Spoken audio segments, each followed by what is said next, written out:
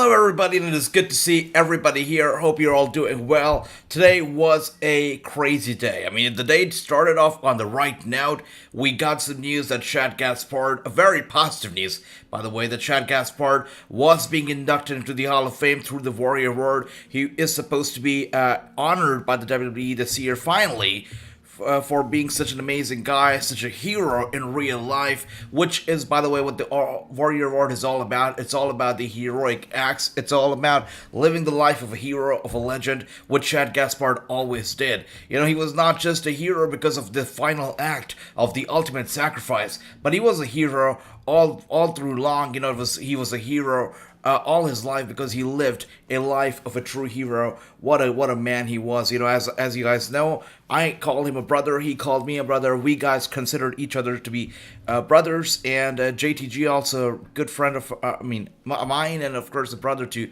Shad. It's a very emotional moment for everybody, and we're very happy for Shad Gaspard right now and his family. I mean, really very deserving of this honor. Nobody deserves the Warrior Award right now more than Shad Gaspard, so that is great news. Now, coming up, we have Triple H, who has announced his retirement, and Fandango, who's announced his retirement, which is crazy. It's been taken, in two ways by the fans. Fans are either very happy, fans are either very unhappy, or maybe they're satisfied. They're saying, you know what, Triple H has had a successful career, he's a legend in all senses, and now it's health that comes first. So if that means that he has to hang up his boots and retire, and his health comes first, it's okay. That's how it should be. He's lived a very good life with a good career, and now it is time for him to focus just on his health, which is fine. And I can see everybody here. Ricky, good to see you. Superior. Jason, good to see everybody here. And that's right, big stories that came out today. What a crazy day it was. Jason says, with Triple H retired and Triple H finally running Raw and SmackDown shows, WWE will definitely be getting better and more edgy. And it's true that shows have been getting edgier. I mean, the forklift, the smooching, and all that stuff that we're seeing on WWE television once again, never used to exist until lately, so definitely getting edgier by the day. Gary, good to see you. That's right, expected from Triple H. The good thing is that, he's a warrior, he fought through all the stuff, and now he is here, standing tall, still the king of inks, still the cerebral assassin. That does not change, years of hard work into whatever he's done, years of sacrifice, and yes, he will forever be the cerebral assassin. Nobody's replacing that. Nobody's replacing him. That's right. Good to see everybody. Anthony, Ricky, the Black Tiger, MSK, good to see you. Andy is here, my brother. Good to see you, Andy. Hope you're doing well. It's that time. It is time. It is time for Wrestling News Watch Along. It is time for SmackDown. Wow, they're still promoting the match between Brock Lesnar and Roman Reigns as the biggest WrestleMania match of all time. Look, I understand that this WrestleMania is the most stupendous WrestleMania ever, but this match ain't the biggest one. Oh, by the way, Brock Lesnar, look at that. He's standing outside Roman Reigns' locker room, and he's being interviewed by Caleb Braxton as we speak. I've had a little time to think about it. Paid some fines, bought a couple vehicles. Oh, by the way, I bought a real special vehicle for Roman. I got him a new SUV, I did. My favorite color, too. Good to see everybody here. I see Corey Alexander, Cringe Bro, Tony Khan, everybody here. Good to see you. Dale, my buddy, is here. Good to see everybody. That's right.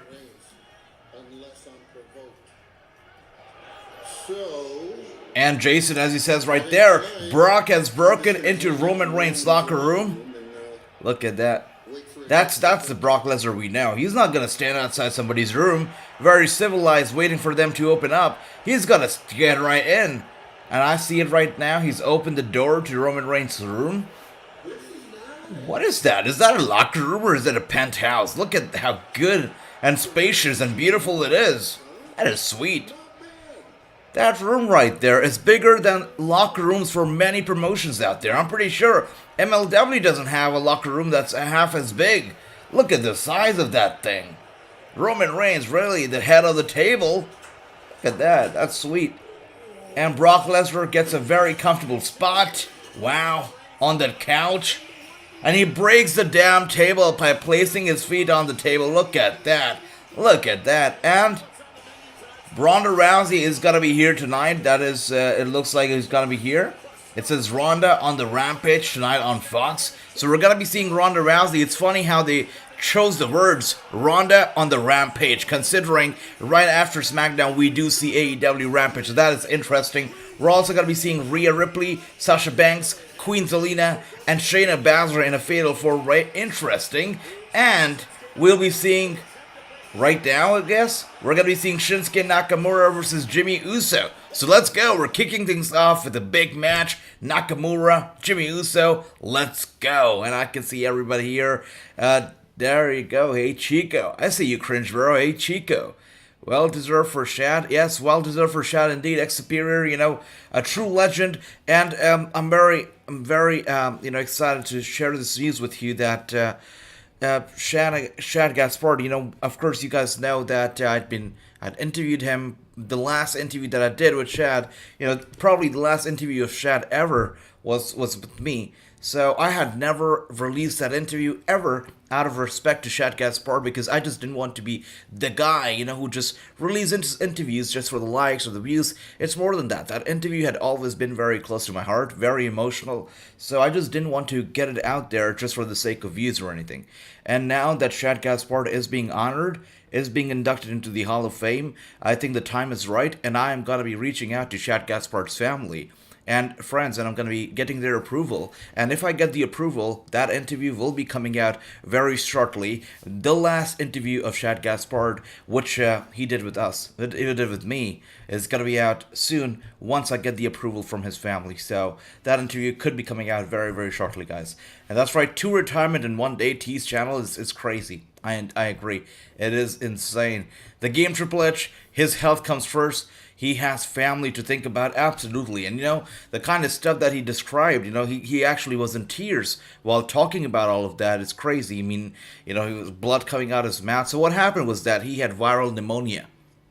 And he got it checked, he got treated for it, he came back home, and when he came back home, Stephanie saw that he was still coughing out blood, and it was getting worse and worse after the treatment. It wasn't getting any better. They went back, they got the echocardiogram done, they went to get the ECG done, all that kind of stuff, and they find that he has fluid in his lungs, and that was building up around his heart. Now, a normal human being's heart should be, pushing out 55 to, I believe, 60, 70% of the fluids out of the heart.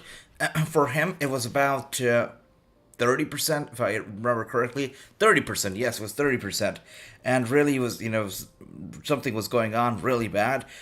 He gets a quick text, and they say, you know what, grab a bag, pack your bag, don't waste any more time, and just rush to the emergency room. And when he gets to the emergency room finally, they find out that his heart had fallen down to about 20%.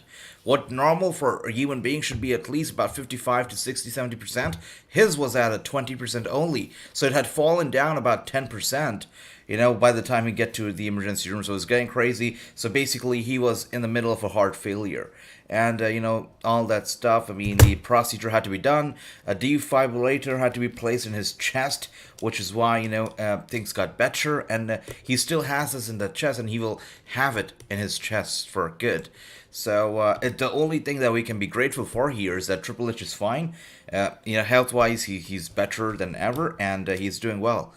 Wrestling-wise, we're not going to be able to see him wrestle again, but that's okay because health comes first. That comes first. No matter who you are, what you do, health comes first. And Black Tiger MSK, good to see you. Tony Khan says, the world champion is here, Brock Lesnar, absolutely. Corey, good to see you. Brock has broke into Roman Reigns' locker room. That's right, cringe bro. I see you. That's right. And Andy says, whoever wins both the tag title belts at Mania should turn it around and have match to unify the tag. Absolutely. And I thought, maybe at Mania we're going to be seeing a Universal and WWE Championship unification match. Maybe we'll also see a triple threat for the women's titles. Maybe we'll also see a unification of the tag titles. But of course, things didn't go down the way I thought they'd go down. They went down a very different route. Now we'll have to see how they do it in the future. Are they going to be unifying these belts? Are they going to be keeping them forever separately? What I've heard so far about the world title belts is that they plan on actually making the world title belts 2 different belts. similar to how we saw with Becky Lynch and how she carried two belts. They were still two different belts, but she was carrying them at the same time. That's exactly how we're going to be seeing it with either Brock or Roman, whoever wins the match. They're going to be carrying the two belts, but they're going to be carrying it as two separate championships and not one unified championship. So that is interesting. And Chris is here. Hey AJ, how are you? Did you hear about Shad, the Warrior Ward? Did I say he would last night? That's right, Chris. Absolutely. I'm so happy that he's finally getting the honor that he so dearly deserves. And a lot of people think that Shad Gaspard is getting that honor because of his last sacrifice, because of his ultimate sacrifice, which he is, right? WWE would have never actually taken into account the kind of stuff that he's done his entire life, had it not been for the ultimate sacrifice of his life, for his son's life, right? Crazy. So, I would like to tell everybody that was more than Shad. Shad was more than that, right? Shad is more than that. He's made sacrifices way more than that, and he has done stuff in his life that really go on to prove that he's been a fighter all time long. And I will be talking about it in possibly a future video, but I would like to shed some light on how Shad Gaspard, it was not just that ultimate sacrifice that really makes him a warrior, but his entire life that makes him a warrior. He really is a warrior in all senses, guys, that's true. I have some breaking news. Homicide versus Big Dog. Bobby, good to see you, by the way, for the NWA Junior. Oh, there you go. Dog Williams and Homicide. That's nice. Okay. Interesting. That's not bad. I honestly wouldn't have minded Homicide versus Smith either, Harry Smith, but Dog Williams, I'll take it for the NWA Junior Championship. And Marsha Rocket versus Jay Bradley and Kenny Martin is wrestling 2 on NWA USA that Saturday. Sweet stuff, Bobby. Sweet stuff. That is nice. And Tony says, yeah, there you go. Hey, yo. Yes, my badass woman on the planet, Ronda Rousey, she is going to be on the show. That's right. She is going to be here. And she wasn't advertised to be on the show early on, at least not to the worldwide audience, to the television audience, but only to the, the fans in the arena. So she's definitely going to be here. That is great news. Pat McAfee is the best dancer. He's good. I would say he's good. He's alright. Speak, Rampage, what match are you looking forward to see tonight? Ricky, I am looking forward to Rampage and I'm looking forward to NXT. But from what I've heard is that we're going to be seeing a brand new face on NXT Level Up tonight. And I'm all about the future. I love seeing some brand new faces. I love seeing newer stars come up, to the TV and really make an impact, really make a name for themselves, on the very first night. So I'm looking forward to this debut that's going to be happening on NXT Level Up tonight. I'm looking forward to seeing what the hype is about. People are talking about it. Dirt Sheet's talking about it. WWE's talking about it. So I really want to see what is this debut all about. So I'm going to be tuning in to both Rampage as well as NXT Level Up. Let's find out what the hype is all about. I have a cold. I'm watching your stream because I love them. And the only thing that makes me feel better, cringe bro, that is so sweet. Thank you. And I hope that you get better soon. By the way, I've got some big news. I've got some good news for everybody here. I know that you guys love the gaming streams that we did for 2K22, when the game was brand new. And I've got some great news because of the great reception that we got to that stream. We're bringing our own gaming show to the channel. And the way it's going to work is every single Sunday, we're going to be picking out a game which is not going to be wrestling related, which will be any game out there that you guys pick. You guys pick the pick. You guys let me know what games, you'd like to see me play out. And I'm going to be picking out those games, one by one and playing them out for you in their entirety. So it's going to be like 2 or 3 weeks, and we're going to be finishing the game completely every single Sunday while talking wrestling. So this Sunday, we're kicking things off with Spider-Man PS5. We're going to be starting the storyline of the game this Sunday, and we're going to be, kicking things off with it, and hopefully ending the game in 2 or 3 weeks while talking some wrestling. And every Thursday, we're going to be playing 2K22. So those gaming streams are going to be here starting this Sunday. Make sure to be here, and that's amazing. So much respect. Absolutely a superior. Shad Chad Gaspard, one of a kind, really a true human being. And that interview that I did with Chad, it really shows you what a family man he was. I was doing that interview, and literally during the interview, he took his phone and he started walking around his house and showing me all the stuff that he's so grateful for. Nobody's done that. I've spoken to so many wrestlers. Nobody takes their phone or their computer and they start walking around the house, giving me a tour of the house. And that was the guy that Chad was. And he grabbed his wife, literally picked her up and brought her into the frame. And he's like, "This is my wife." He picks up his son, brings him into the frame. "That's my son, and this is my house, and this is all that I've worked hard for, and I can call this place a home, and this is what I've worked hard for, and this is all my life right here. This is all that I'm so grateful for." And these are the kind of stuff that Chad Gaspard said to me that night, and that really went on to prove that what a family man he was, and how appreciative he was of all the things that he had in his life, and really what he really wanted in his life, and what he really was super appreciative was his wife, was his son, and was his home. That's it. He was a great guy. I recorded this interview with him about 2 weeks or a week prior to him unfortunately passing away, and it's always been a very heartfelt interview. Hopefully it's going to be coming out and you're going to be seeing it soon, hopefully. And that's right. Dale says Triple H had a great career as a wrestler. Absolutely. As a wrestler, even as an executive, very much respected. The King of Kings, indeed. What is going on, Triple H? Okay. Triple H's fine. So he had pneumonia, and, because of procedure, he had a defibrillator placed in his chest, because of which he cannot wrestle anymore. That's it. But he's okay. He's good. He stays in high spirit. And his health-wise, he's fine. He's just fine. And that's right, Gary has picked his pick. He says that the Usos going to be winning this one. Which wrestler do you think is winning this match, guys? Is it going to be Shinsuke Nakamura? Is it going to be the Uso? Let me know in the comments. And look at that, Shinsuke Nakamura going crazy right there with a big knee to the face. Referee counting down, but that don't matter because this match is so good. And there you go. There's a picture of the new Undisputed Championship. WWE had shown the design last week. It's same, nothing important. I saw that too. It's the same one, which I believe the red or the blue the line has been replaced by black. Now, I don't think that's a championship design. I think that's just something that was supposed to be used as a prop at WrestleMania Access, and before it was completed, people took its picture and surfaced it online. If it's the same picture we're talking about, Andy, I don't think that's gonna be an actual championship design, but only time will tell.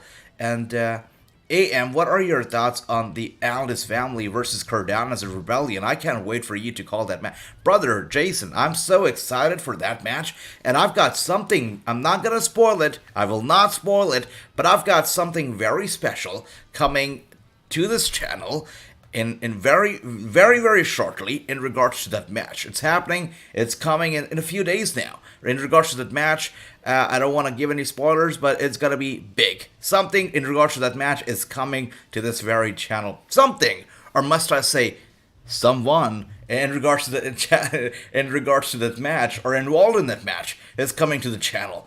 Anyways, Bobby here says, AJ, I like to see Blake Christian challenge for the NWA Junior Heavyweight. Oh my gosh, I would love that, brother. Are you kidding me? Would love that match. It would be a dream match. That's right, Jason. Thank you so much. You're awesome. Teddy, there you go. Let's go, brother. Let's go. It would severely be my dream to play 2K22 with AJ. Cringe, bro. Mine as well. I mean, you guys get 2K22, let me know because we have to play. Hey, Bobby, what did you think about the speech of Tom Lanter and Camille? Said I really enjoyed it. That's right, Bobby. Let us know. And you guys let me know what do you think about it as well because Camille right now is making moves. I mean, I just saw Paula Mayfield also talking about Camille recently. She's such a iron lady. She's a fantastic wrestler. AJ, what kind of games you like? Ex-Persona, good to see you. It doesn't matter what kind of games I like because in this new gaming show that's coming out, it's gotta be about what you like. But if you want to ask what I like everything, right? I'm a guy who has in my music playlist, I can have everything from country to hardcore rock to pop to Venga Boys to Britney Spears to Linkin Park. I mean, I can have everything out there. I mean, it just depends on my mood and what I'm feeling, but I can really go out there and play anything. And in terms of music and games and everything, I like everything. It depends on my mood. But yeah, I definitely enjoy my WWE. I definitely enjoy my arcade games here and there. But this show is gonna be great because this Sunday I'm gonna start with the story mode of Spider-Man. And the greatest part about the show is every Sunday we play this random game and we talk wrestling, but every Thursday we sit down and we play some 2K22. We explore the modes of the game together, and it's just fantastic. I'm so excited for this show, and I hope you guys like it. May Valentine and Velvet Sky are awesome, says Bobby. Just putting it out there. I agree, Bobby, absolutely. April 16th, Swerve's house event. Swerve versus Soho. Also Ace Austin versus That's Right. By the way, Chris, you asked me to do a show on Saturday night, and I'm glad to tell you that Battlegrounds, I'm doing it. I'm going to be doing a show, a watch along for Battlegrounds this Saturday night. So guys, if you guys are looking for a show to watch this Saturday night, be sure to check out Battlegrounds because I'm going to be doing a watch along for it right here on this channel. And courtesy of Chris, by the way, because Chris was the one who actually suggested me to do that show, and I'm totally doing it. Andy says, indeed, Bobby, they both are, yeah. That's right, May Valentine is amazing, Velvet Sky is amazing, no doubt about that. They're all great, and Chris says, I picked Nakamura. I think it will make sense for Nakamura to win this one. X-Persona says, pneumonia is common disease after a heart operation. Yeah, and you know what? The current environment and the kind of stuff that we have going around, the virus and whatnot, so pneumonia is very, very common these days, unfortunately. Unfortunately, it is very scary as well. I have a prediction. Maybe Shinsuke will hit the Kinshasa and Jay and Jimmy. I don't know which Uso he's fighting. It's funny. I'm on the same boat a lot of times. That's why I say, who's going to win? Is it going to be Uso or is it going to be Shinsuke? Because it's so hard. These guys, literally, they are twins, right? And it just makes it hard. Yeah. But yes, you're right. But Roman will come out and attack Shinsuke, and Brock will come out and attack Roman Reigns. Yeah, that makes a lot of sense. But again, I wonder if that's going to be happening because what they're trying to sell us on is the fact that Brock and Roman are coming face to face for the first and last time possibly ever before they meet at WrestleMania. So, are they going to be giving us a Brock and Roman clash tonight, or are they going to be waiting until Raw? So we'll find out in a bit. If you're smelling what The Rock is cooking. Run DMG, good to see you. I don't know about The Rock, but I definitely see what Run DMG is cooking, and good to see you, brother. Hope you're doing well. Big moves here on Wrestling News. That's right, X-Superior, and that's because of all of you, all your love, all your support. And as I said, Matt Cardona, Nick Aldis, something or somebody in regards to this whole match, they're coming to the channel, or it's coming to the channel. I'm not going to say who or why or who or what. It's happening very shortly. Very shortly. Any more NWA Watch Along, AJ, Ricky, starting next week, every single NWA show, we're watching it together. Every single show. Every single one. That's it. AJ, I love your type of music. That's mostly like mine as well. There you go, Andy. Great minds think alike. What time is Battleground? I'll confirm the time with you momentarily. And look at that. Rick Boogs right there. Ringside. He's down, causing some distraction for his beloved Shinsuke Nakamura. Uso not getting up. I think we're going to be seeing a super kick, and we do. Big super kick to the chin of Shinsuke Nakamura. He falls down. Anybody has a problem with how many people now pull off these super kicks? I mean, back in the day, it used to be Shawn Michaels and a couple people. And that used to get us popping. Now everybody else is doing super kicks and super kicks. It just gets very common, and I don't think that's okay. I don't think I like it. Few people should do it. Not everybody. Not everybody. And look at that. Uso was bringing in the electric guitar of Boogs. But Boogs gets right up. He's like, no, you're not touching my guitar. It's expensive. It's not Elias' guitar. It's not Elias' guitar. You can't get away with it and replace it like that. That's an expensive one. He grabs his guitar, brings it to safety. And there you go. Shinsuke Nakamura with the Kinshasa. I guess the prediction of Cringe Bro sort of coming true here.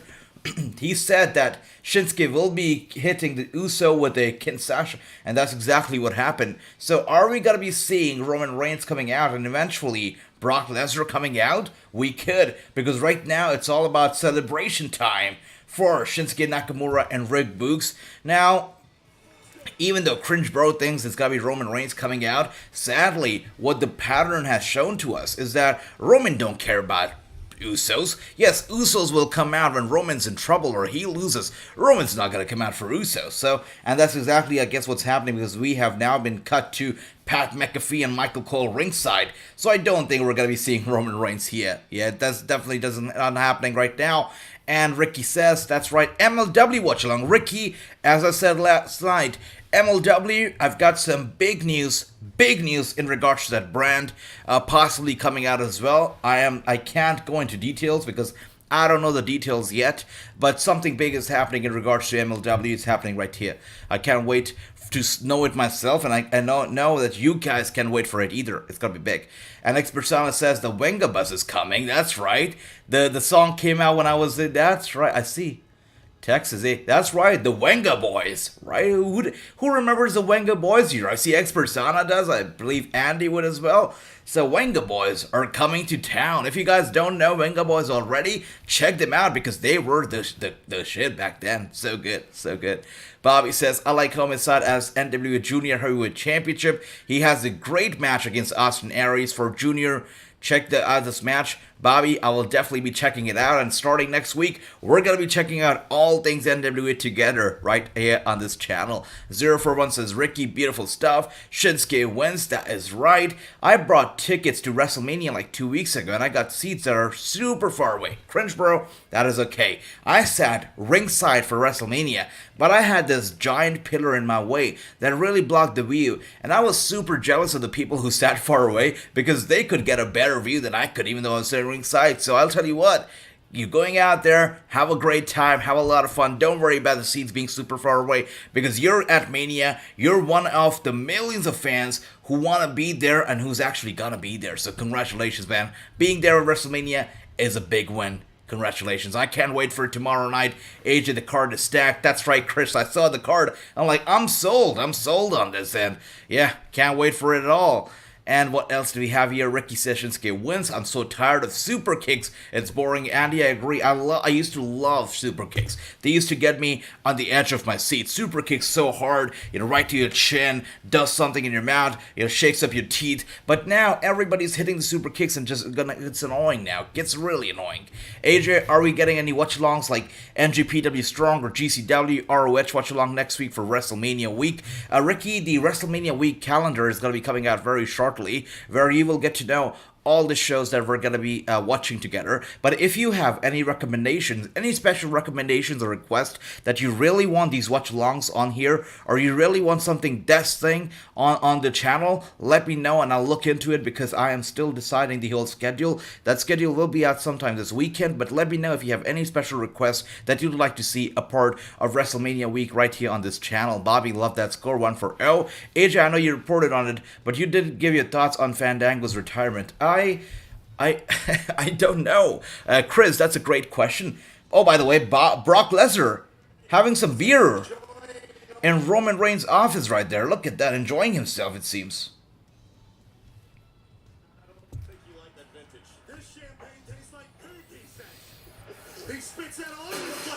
Wow. He says this champagne tastes like poop. Of course, the table's broken. He's sitting there angry, waiting on Roman Reigns. That is interesting. I think there's gotta be no Roman Reigns tonight, but let's find out. We'll find out. We will find out.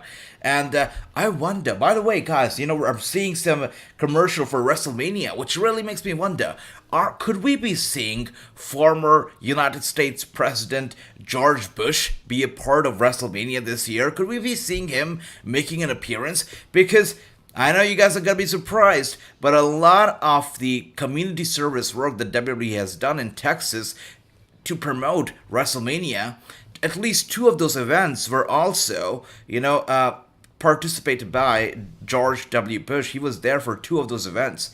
So it would be interesting if he actually shows up to Mania. Would be interesting for sure. I saw him for 2 of those events. One recent event, I believe, was at a museum or something. I was like, wow, this guy has been around WWE for a while now. I see it, 2 events at least, on camera. I don't know if it's got to be happening, but this guy's from Texas. It could happen. We will find out. We'll find out. And once again, Chris, about the Fandango retirement, I would like to know from everybody here, what do you think about the Fandango retirement? It just came up so suddenly. Nobody saw it coming. That's that's the thing that makes it so surprising. But let me know what you guys think about it. I feel like it could be a swerve, it could be a troll. I think I'm open to those ideas because he did not provide any explanation. He just said goodbye forever. The fact that it was so abrupt and it happened on the same damn day as Triple H's retirement makes me feel that it could be a swerve. I guess we'll find out, but so far, I think it's a work. I have a feeling. I don't want it to be a work because this is playing with emotions, but we'll see. Andy says the super kick was important back in the 80s from the late gentleman Chris Adams. Absolutely, Andy. 100%, brother, you were right. And now, everybody spams it. That's it. AJ, you sound like a control your narrative wrestler. No more super kicks. There you go. Yeah, no more super kicks. I'm not mad. I love super kicks. I'm telling you, I love super kicks. But you cannot press the square button over and over again, even in a video game, because that's called spamming. And now everybody hits super kicks, so you know. And that's right. And Tony says Raw gets trolled by Kevin Owens, but the chant for Cody still continues. Yeah, they're really are, pushing us to the limits. I guess this is like AEW milking the fact that CM Punk was going to be making his debut. Everybody kept chanting about Punk until it eventually happened. And now WWE, they want us to chant for CM Punk, for Cody Rhodes, until it eventually happens. And it seems like it will eventually happen. Clay is here. Clay says, wait a second. Wait. Am I reading it around? Oh, that was Cringe Bro saying Clay Lewis. I can't see Clay's comment here. I don't know, Clay. I can't see your comment. I don't know if you commented, but alright. Ricky says, Brock is hanging out Roman locker room like The Undertaker was hanging out in Stone Cold's locker room back in the day on SmackDown too. Yes, that's right. I like how refreshing SmackDown is and how refreshing Brock is. The thing he did with the forklift last week, I believe he's also done it back in the day. And what we're seeing tonight also is kind of a throwback, so it's sweet.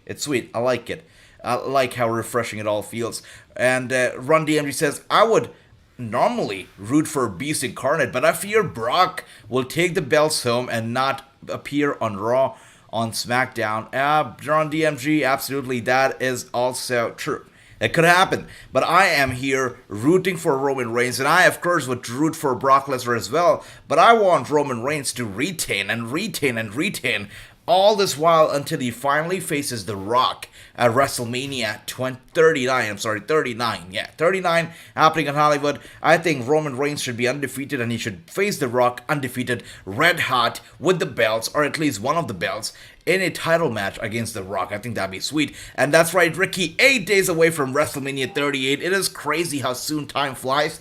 I still remember we did a Royal Rumble watch-along and all these watch-alongs, and now we're in for WrestleMania? That is insanity. Insane indeed. And, of course, I am not going to be live in person for WrestleMania this year. That's because of the whole, COVID restrictions and stuff that is because of the traveling restrictions, especially international traveling, which is I'm not going to be there personally. But next year, Hollywood, definitely plan on being there, and I want all of you to be there. Let's have a WrestleMania Wrestling News reunion, or union for the first time at WrestleMania next year in Hollywood. I remember the match of Homicide versus Necro Butcher, and there you go, Angle of CZW versus ROH. Beautiful. That sounds amazing. I actually did not check that out, but that sounds hardcore. CZW was a wrestler named Joker. I've heard of him. Hardcore. You talk about CZW. You gotta know they're hardcore, super hardcore. And there you go. We're getting some. They're talking about Shad Gaspard going into the Hall of Fame. Receiving the Warrior Award this year. It's so great. It's so important. This is so important as a community, and also for his son and his wife, right, who have been through a lot these past 2 years. I believe this happened in the May of 2020, and ever since, their lives never been the same. So it's so important that Shad Gaspard is finally being inducted into the Hall of Fame. The last time I spoke with JTG, last year, and I asked him, what's the deal with the Warrior Award? Are they gonna be reaching out to the family, to you? Have they reached out? And JTG wasn't too happy. He said, nobody's reached out to me, but it's a business. They'll probably do it when the time is right and whatnot. But I'm so glad that it's finally happening. Shad Gaspard deserves it. The man deserves it. What a legend. What a legend he is. Great guy. AJ Giselle and Lady Frost versus Tasha Steelz and Savannah Evans. The Influence versus DK on April 1st. That's right, April 1st. Impact Wrestling. It's going to be a big one. It's going to be a huge one. And I can't believe how many good shows are happening on April 1st. You got NXT, you got, of course, Impact Wrestling. You got SmackDown. You got a Hall of Fame. So much goodness on April 1st. Fandango retirement, maybe an injury or burnout. Remember, 20 years of work. That's one thing, ex persona, that a lot of people actually fail to realize, that Fandango has been wrestling for over 2 decades. Over 2 decades. He started off in the year 1999 and he's been around for 2 decades, guys. Crazy guy. He's an amazing guy. He wrestled in the independent circuit for a while before making it to WWE, FCW, and of course NXT in the main roster. What a great guy he is. Deserves all the success. And has made some money, has definitely earned a name for himself. And I hate to see this be the end of Fandango, because this guy should be celebrated like no other. But it's been quiet, and announcing retirement on social media is definitely not the way to do it. But that's what he's done, so I don't know. I hope he's okay, and I hope that this, we get to get a clear picture of whatever's happening. And I really hope that his health is fine. And we're getting a look at sad Carbon, the broken Carbon that we saw last year. He was broke, and he was super sad. He was a failed king. Look at that. The homeless Baron Carbon.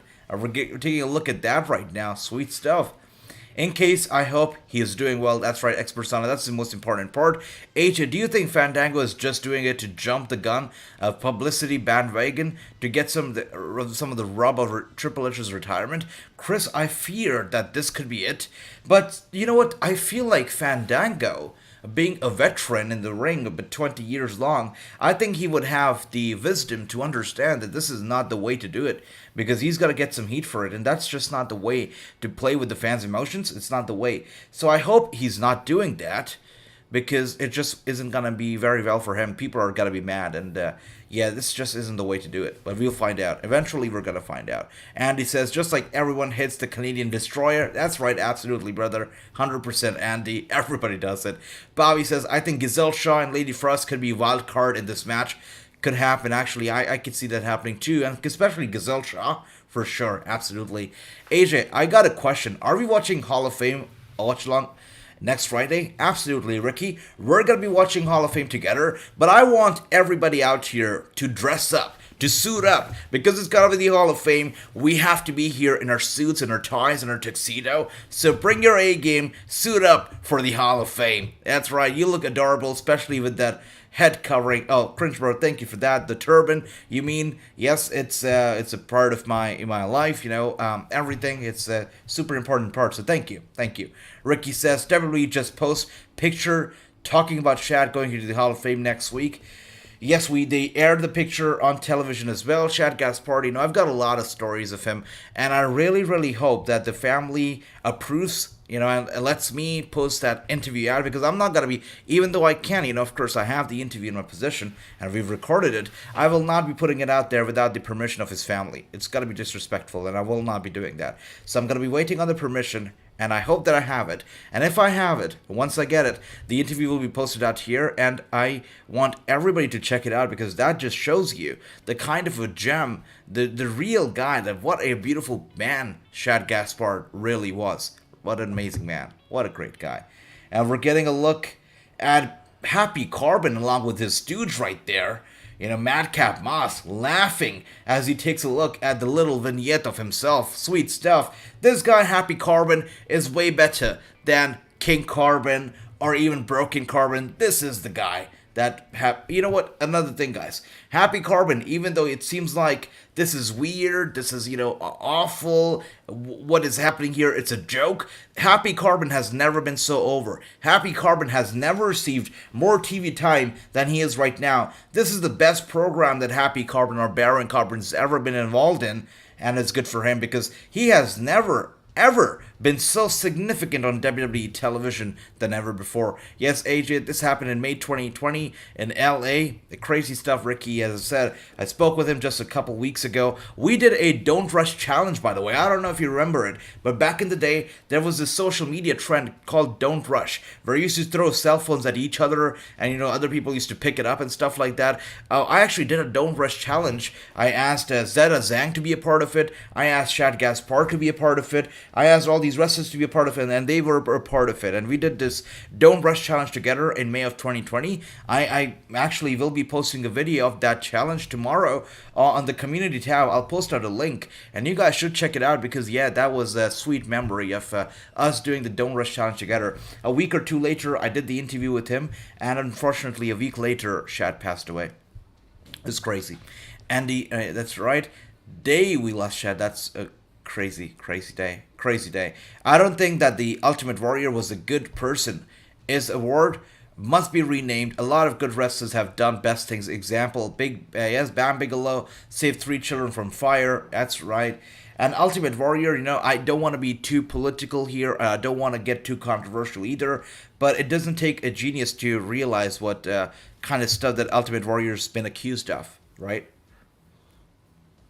I mean, Google the name Ultimate Warrior and actually put the keyword controversy next to the name and Google it. And you're going to find essays and you're going to find pages after pages of Ultimate Warrior and the kind of stuff that he's accused of. It's crazy. It is crazy. That's right, Bobby, I agree. Never had a tag team match before. Looking forward to it. Ricky says, AJ, have you had a talk with Mayor Matt Morgan? His friend Shad to his son was sad news. Shad lost his friend that week. Yeah. I've never actually had a talk with him. No, never. I never did. I had a chat with some of the other friends of Shad Gaspard, who I also knew in person. Of course, JTG being one of them, a true brother to both of us. So had a chat with, of course, JTG. He's always in touch, and a few other friends, but never Matt. No. Tony says, I have a gut feeling that Happy Carbon is gonna meet NXT's Cameron Grimes and take SmackDown to the moon. Tony, that's genius, and that's what I always think of in my heart, deep down, whenever I watch NXT 2.0. That is exactly what I think. So Tony, we're on the same page here, and I love it. Yes, Happy Carbon and Cameron together would take SmackDown to the moon. They'll be great tag team, and they'll do some beautiful stuff together. I absolutely agree. By the way, guys, I know that I'm working on the audio right now, really paying attention to it, tweaking on the settings and the mic and everything, really making sure the audio sounds right. So if the audio sounds better than ever, let me know and give me a thumbs up if it does, because really I'm working hard on the audio and the whole production because we want everything covered. We got the video covered, we got the host covered, we got the co-host covered, that is all of you. Now we have to get the audio covered. So if you're able to hear me right, give me a thumbs up. Thank you. And yes, the Mania, when HBK retired, Ric Flair in Orlando, crazy. Same week Shad lost his life, also he lost a very young star in Japan. She was 22, absolutely, yes.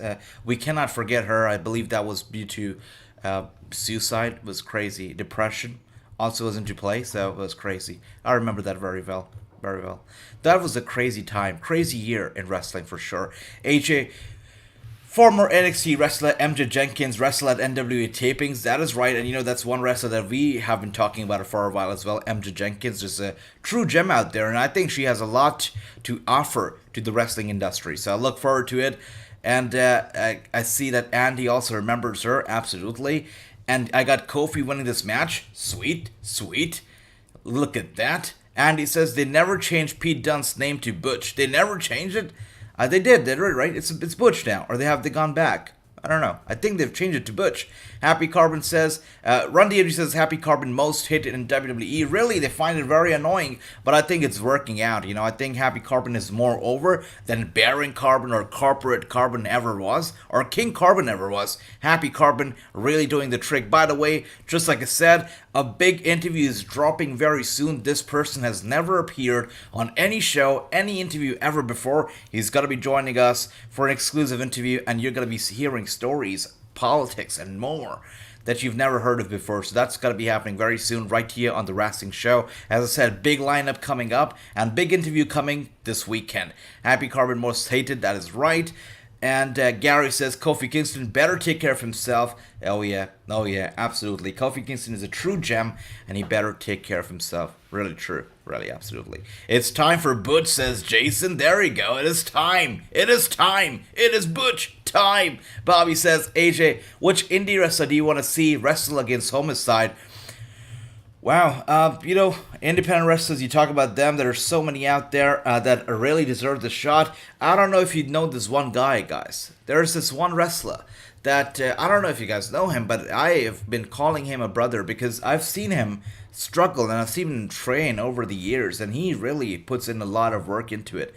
He's a true guy, real nice guy, real sweet guy, out of Boston, and has been wrestling and training and working as a security guard also all this while, really trying to make it big, but hasn't been able to yet. So I really am rooting for him. I hope that I get to see him on TV or on the NWA one day. His name is Winnie Moon. Check him out, show him some love, follow him on Instagram or Twitter, let him know you hear from Wrestling News, because Winnie Moon, what a gem he is. What a great guy he is. Wonderful guy. So Winnie Moon, if you're watching this right now, much love to you, brother. Would love to see you versus Homicide one day.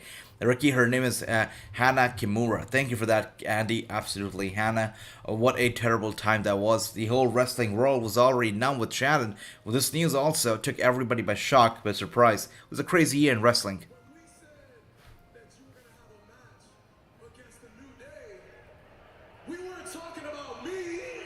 Whoa. Kofi says we're not talking about me. Xavier Woods coming out. Xavier Woods here.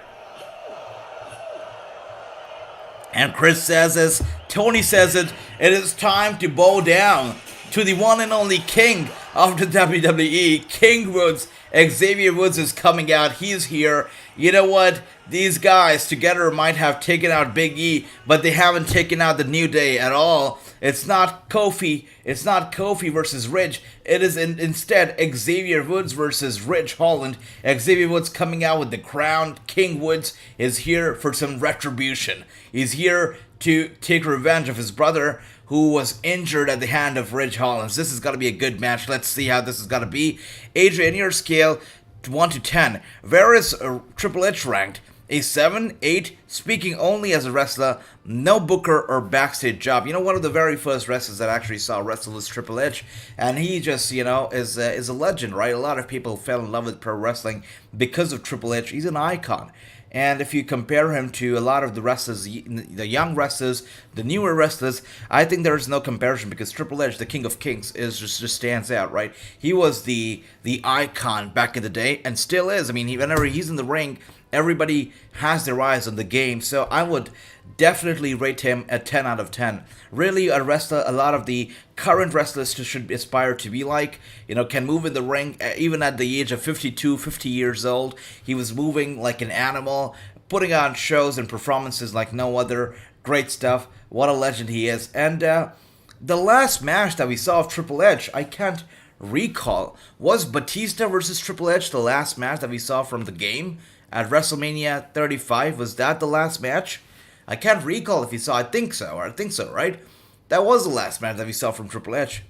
Crazy how it was supposed to be the retirement match of Batista, and if I'm not wrong, also turned out to be a retirement match for Triple H. Crazy.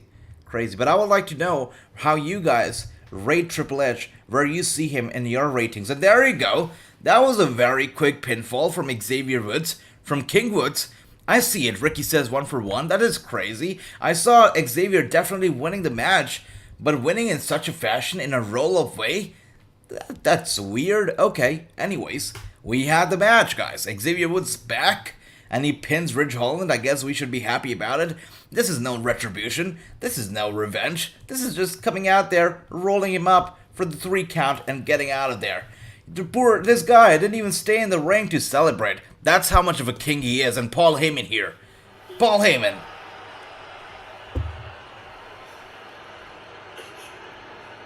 Ladies and gentlemen, your tribal chief. And Brock Lesnar might be there in Roman Reigns' office, chilling there. But Roman Reigns in his car. Me and the wise man, we've been all over the city today. We handled a little bit of business, and then After we're done taking care of that, what do we eat? What was it? Del Frisco Steakhouse, my tribal chief. Oh, Del Frisco Steak. Easily the best steak in the whole city. And Giving a little shout out to the steakhouse. Look at that, guys. Sweet. That's right, Xavier. It was good to see, King Xavier back. And it's good to see Roman Reigns here. the place that I busted. Is he not showing up? Because as I said earlier, they're heavily promoting Roman Reigns versus Brock Lesnar face-to-face as the USP of Raw next week. So it would make little sense for them to actually have them clash tonight. Get your ass out of my locker room. By the time I get to Barclays tonight, Whoa. I'm gonna bust up in there, and I'm gonna crack your head open, and you're gonna bleed all over Brooklyn. You understand me? Wow. Well, Pat, Brock Lesnar is here. He is in Roman's locker room, and what Roman just said is... Look at that. Roman Reigns has warned Brock Lesnar. He has warned him. He's threatened him. Get out of my locker room before I make one way out there. Before I get to the arena. Get out of my locker room. Otherwise, you're going to be bleeding all over the place. And look at that. Speaking of hardcore, we have Ronda Rousey. What a lady. What a fighter she is. From the octagon to the square circle. She's a warrior. And she's looking happy. High-fiving, clapping the fans as she makes her way to the ring. And Ronda Rousey is going to be talking about, all the stuff that she has been through with Charlotte Flair, the parking lot brawl and whatnot. She's going to be talking all about it right here on SmackDown after the commercial break. But she looks happy, very excited. She's smiling a little too much. But yeah, she's smiling. She looks really happy. Good for her. Good for her. That was a fast match, Ricky. Indeed. AJ, I would like to see Alex and Leon Ruff wrestle against Homicide.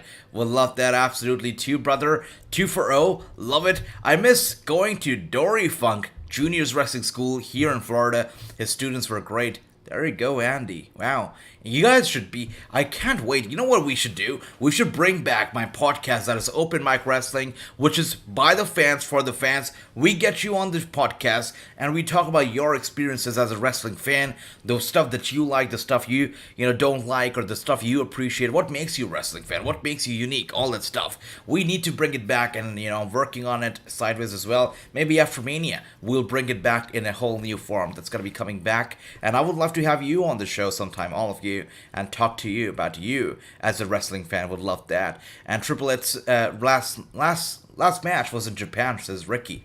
I see that, Ricky. Thank you for that. 2-0. Triple H had his match against Randy at Raw last year. There we go. Thanks for that, Ricky. I totally didn't remember that. Thank you.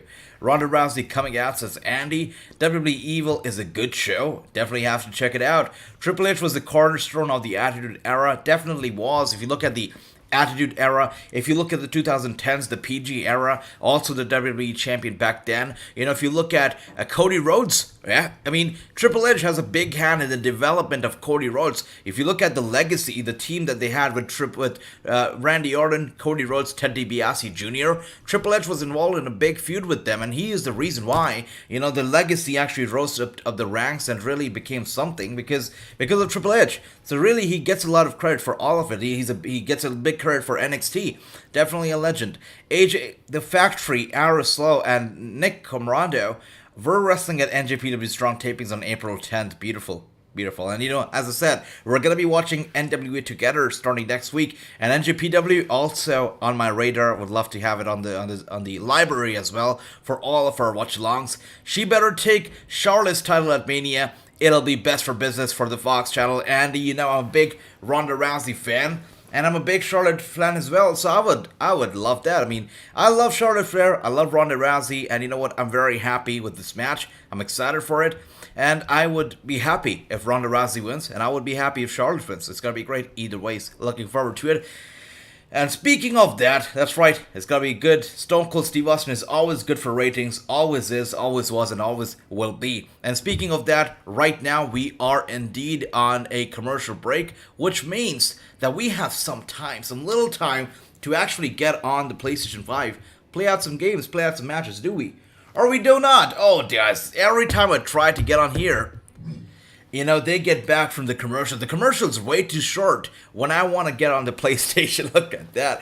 And speaking of, PlayStation and commercials, we're back to SmackDown. Look at that. Pat McAfee. So excited for next weekend, Michael.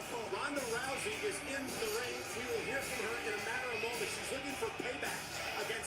All right. So Pat McAfee, Michael Cole. Michael says Ronda Rousey is here. We're gonna be hearing from her in a matter of moments, which means we're gonna be getting some highlights from Charlotte Flair and Ronda Rousey from last Friday. Okay, so we're gonna be getting some highlights. All right, from actually 2 weeks ago. Not even last Friday, but 2 weeks ago. Look at that. And Bobby says Kenzie Page is awesome without a shadow of a doubt. She is truly, truly incredible, Bobby. I agree with you. And yeah, I believe that Charlotte Flair brings out the best of Ronda Rousey. I mean, you look at their match at Survivor Series, you look at what she did at the parking lot. Charlotte Flair knows how to dominate Ronda Rousey, how to make her bleed, how to make her tap out. Charlotte Flair knows the weakness of Ronda Rousey. This is why I'm really looking forward to their match at WrestleMania. I think it's going to be brutal. It's going to be main event worthy. Ricky says, AJ, we all talk about what match got to be the main event, night 1, night 2. What match opened both nights at WrestleMania? I'm so glad, Ricky, that you are asking me that question, because you know, when I interviewed Drew McIntyre last year for WrestleMania 37, I actually spoiled the news, through him. And it was all over Fox News. It was all over mainstream media. Check out Google Drew McIntyre Wrestling News or Drew McIntyre Wrestling Show, and you will find out how I, along with Drew McIntyre, basically spoiled the fact that Drew McIntyre was opening WrestleMania 37 Night 1. And yes, that interview was so good and really went out there. It was even covered by Fox Sport. It really went viral, which is why Drew McIntyre had to actually open the following Raw after our interview and had to cut a promo about how it didn't matter which show or which part of the show he was a part of, because he said every match on the card is the main event. He had to do that little promo just because of that interview and how much steam it was gaining from the fans and the executives. And he says Steve Austin podcast will be on YouTube soon. I think he won't live. It won't be live. At least that's what I've heard. No, I don't agree with that. Becky Lynch, I'd be the toughest against Ronda. Okay, there you go, Andy. I think Becky Lynch also is pretty good. But I have a personal bias when it comes to Charlotte Flair and Ronda Rousey. I think they're both fantastic. And Ronda Rousey is a big fan of wrestling news. And Charlotte Flair, also have interviewed her. So I have some personal bias there. Why don't you just say women in any way? You can call me the SmackDown champion. Now come on, not gonna wait all night for you to show your face. Leave your heels and leave your excuses backstage. So what she says is that, why do you even call me a woman? Just call me a SmackDown champion. That's what it's gonna be. Not SmackDown Women's Champion, but SmackDown Champion. I think that's fine. I think that's good. AJ, what do you think of Triple H? The best feuds were mine, Cactus Jack, and Shawn Michaels, Oh, wait a second. Charlotte Flair here. Good visuals. So, Did you actually it's see her? cute. It's cute, right? We're not actually seeing a clash. We're not seeing a face-to-face confrontation. We're seeing a confrontation via satellite. It's cute. That's all I can say. Cute. I don't know who you think you are, but I don't answer when you call.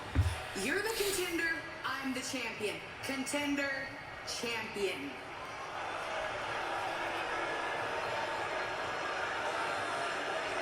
Charlotte, I know exactly who I am.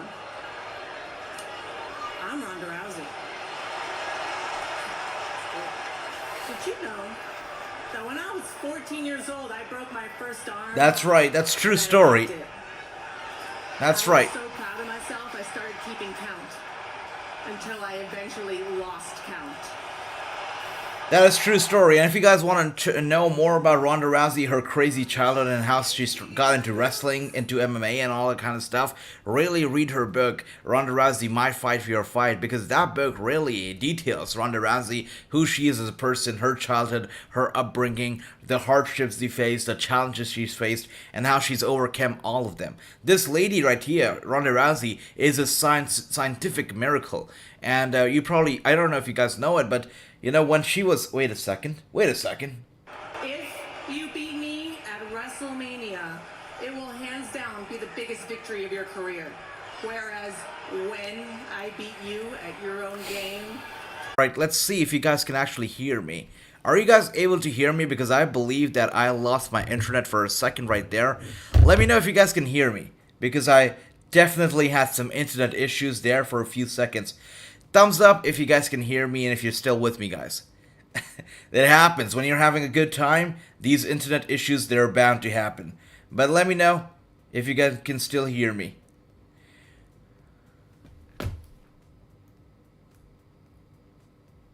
Let's see.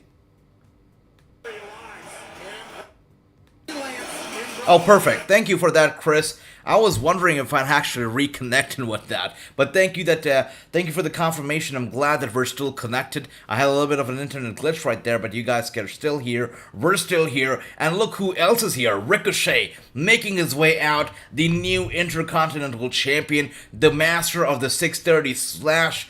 Look at that, Ricochet is looking happy. He's never looked more happier and more energetic making his way to the ring than he looks tonight. I mean, he looks good with the title. I know that I've never not been the biggest fan of the IC Championship redesign, but I think Ricochet makes the title look good. And I've said this all the time. I've said this over and over again. A title doesn't make a man a champion, but a man really makes a title a championship. It works the other way around. At least that's what I think. And look at Ricochet and how good the title looks around his waist and how he's sporting it. Looks so proud of it, right? We saw the title with Sami Zayn. We saw it with Shinsuke Nakamura. It didn't even seem like the title mattered to them. It didn't seem like they were grateful to have the title around their waist. But this guy right here, he looks grateful, he looks excited, he looks happy, and that is why I'm so excited for the future of the Intercontinental Championship with Ricochet. It's gonna be great. Looking forward to it. And Charlotte is nowhere in the league of her dad, even though it's a different era. Absolutely.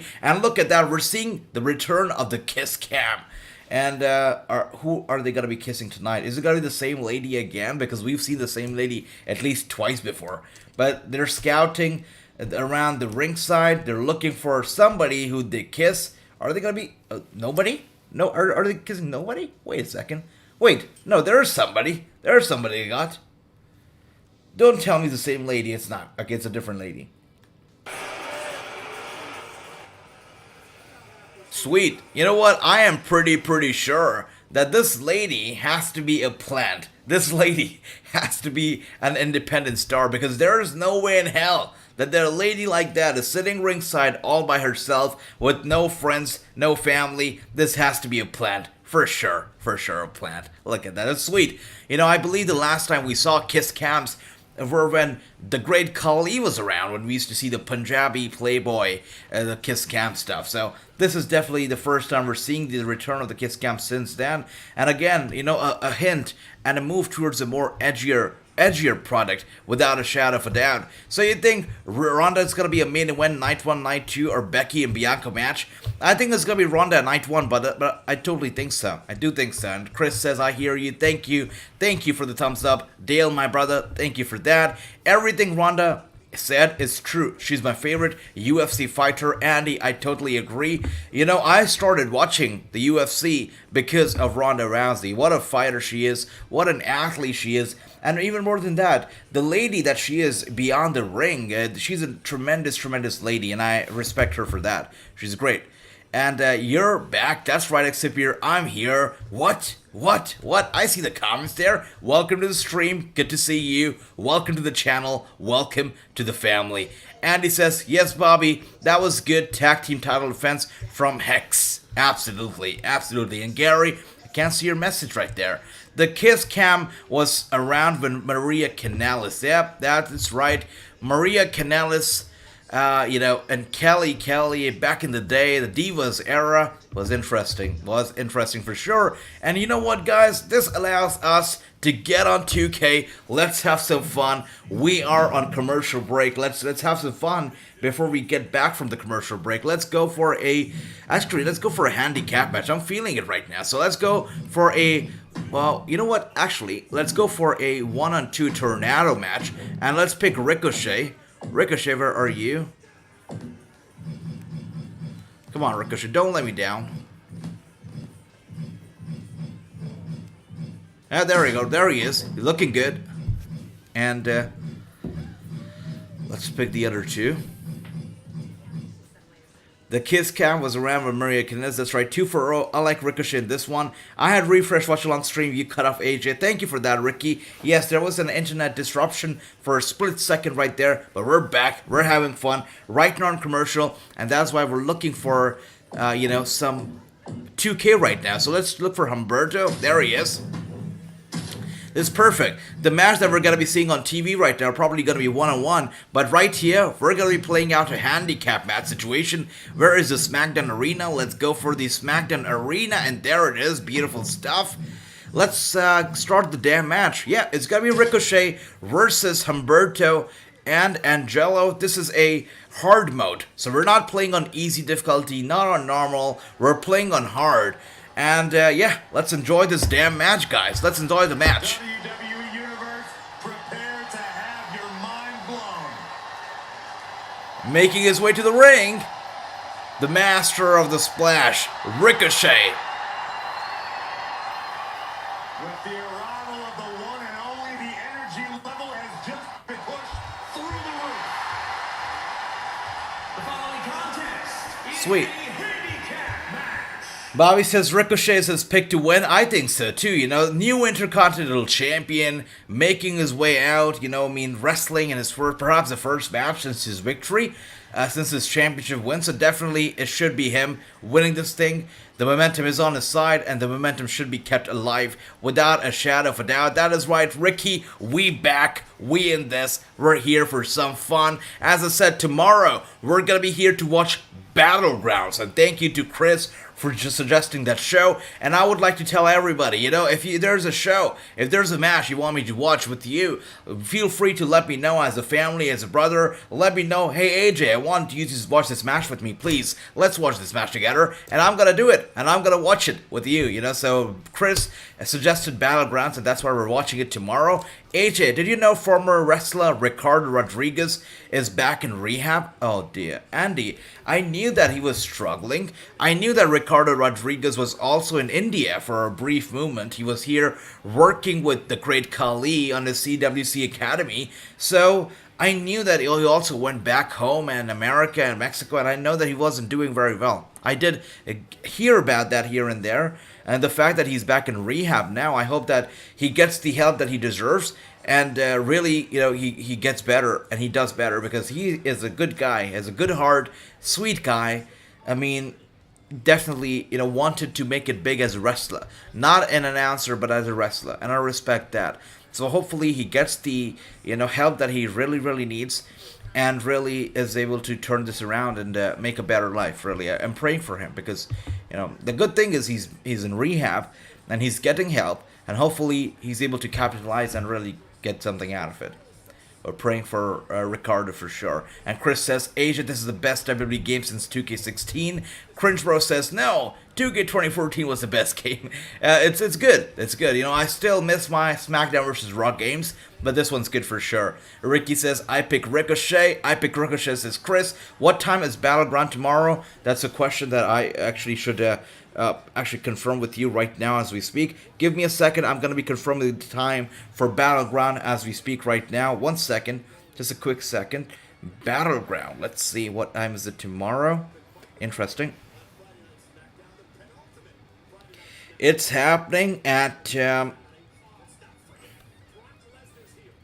It's happening at 7:30 p.m. Eastern tomorrow. 7:30 p.m. Eastern, Andy. It's happening tomorrow. AJ, next Thursday, can you release the Kimberly interview or Ritz Swan interview? And sorry, Chris, next week we're getting some really big interviews. As I said, we're having stars from Impact, from WWE, AEW joining us, and we're going to be having some really big stars leading to WrestleMania. So next week, I'm not going to be able to release the old interviews. We'll do it eventually. Maybe after Mania we'll do it. But next week we have some big interviews coming out. So we are going to be going to have to hold on to the old interviews for now. But big interviews are going to be coming out next week. You don't want to miss out, because they are going to be big indeed. And with that being said, actually, Ricochet picks up the loss there, guys. We were talking about how Ricochet really needed to win this one, really did. And apparently WWE doesn't care if the momentum stops, if it takes some damage, because Ricochet picks up the loss here. And he has a mic in his hands. I'm going to be seeing you, Andy. I'm going to be seeing you. We're not going to do that.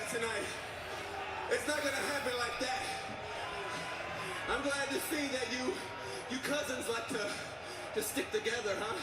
It's cool, I like that. But I'm gonna have to break it to you. I'm gonna have to break up this family reunion real quick. Because it's not gonna happen at my expense.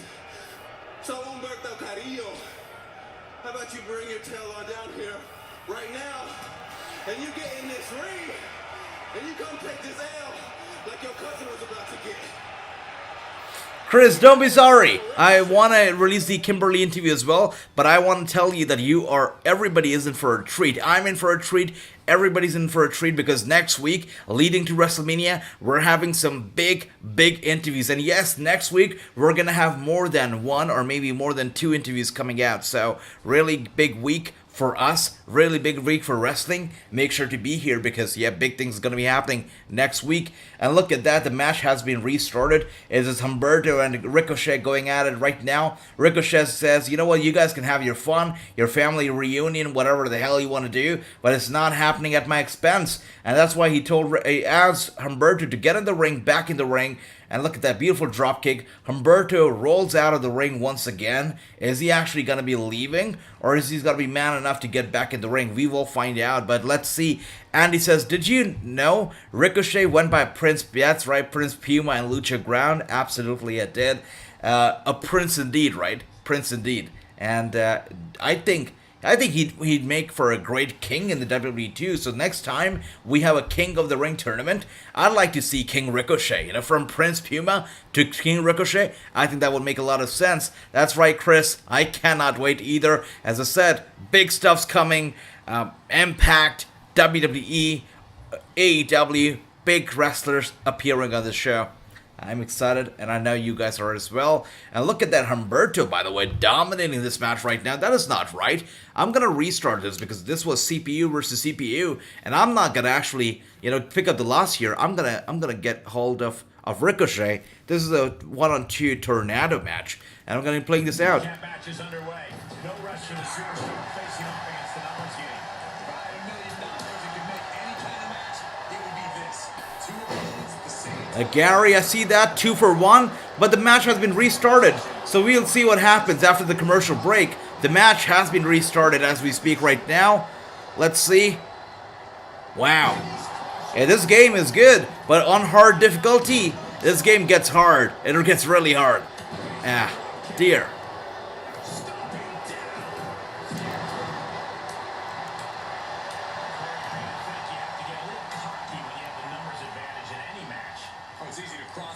Wow. Oh, there we go.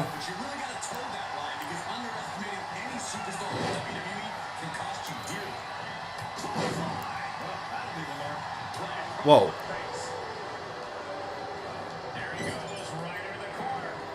I still pick Ricochet's Chris. I love that. Santos Escobar went by King. Yes, that's right. Lucha Underground, by the way. I don't know if you've checked out my interview with PJ Black. Of course, he was a part of Lucha Underground too. And, he was a big fan of Lucha Underground. Really loved working there. I asked him, out of all the promotions that you've worked, which promotion is... Oh, what the hell? Which promotion is the one that he absolutely loved and had a lot of fun working for? And this guy said, PJ Black says, I love Lucha Underground because it was more than a wrestling show. It was a television show. It was like we were on a movie set. It was like Hollywood. And he had a lot of fun working Lucha Underground. Also, Santa's a part of it. We had all these people a part of it. Ricochet a part of it. Beautiful stuff. Lucha Underground, I really missed that promotion. Good stuff. And Gary says, I'll go Ricochet for a second shot. And I'm glad you didn't go for Ricochet in 2K22 because there you go. That was a bad match. And the game's saying it to me right now. Bad match. That is not good. That's not good. All right, let's go to the main menu, the exit screen. Let's see what else can we get going right now. And, yeah, we are still on commercial, guys. We're still on commercial. And this is, let's see, how long have we been doing this? We have been doing this for... Wow, let's see. The timer's been reset. Okay, yeah, it's been doing it for a while now. We are in the final 45 minutes of this show. And following this show, we're going to be seeing NXT Level Up, and we're going to be watching AEW Rampage. I'm very excited about tonight's NXT Level Up, especially because we're going to be seeing a debut. And I'm always in for debuts because we get to see new talent, new promises, new hopes, new dreams. Let's see what this debut on NXT Level Up is going to be all about. Yes, I love that wrestling company. I was sad when they closed the doors. Me too, brother, me too. I was also sad when Evolve closed the doors, because Evolve also such a great company out there, really did some good business. If you talk about the independent companies, Evolve really stood out, because not only was that a very, very great company with some good wrestlers, good wrestling, but it was also very, very ethical. And Evolve really had a lot of respect attached to its names. And sadly, COVID took a lot of things away from us, and Evolve being one of them. Sad stuff. And as we watch this right now, Humberto Carrillo is really in pain right now, really tending to his back, rolling around the ring in pain. And Ricochet is in control as we speak. Look at that, Ricochet getting up to his feet. He's angry, and he goes, wow, look at that, into the corner. Humberto is in deep trouble once again.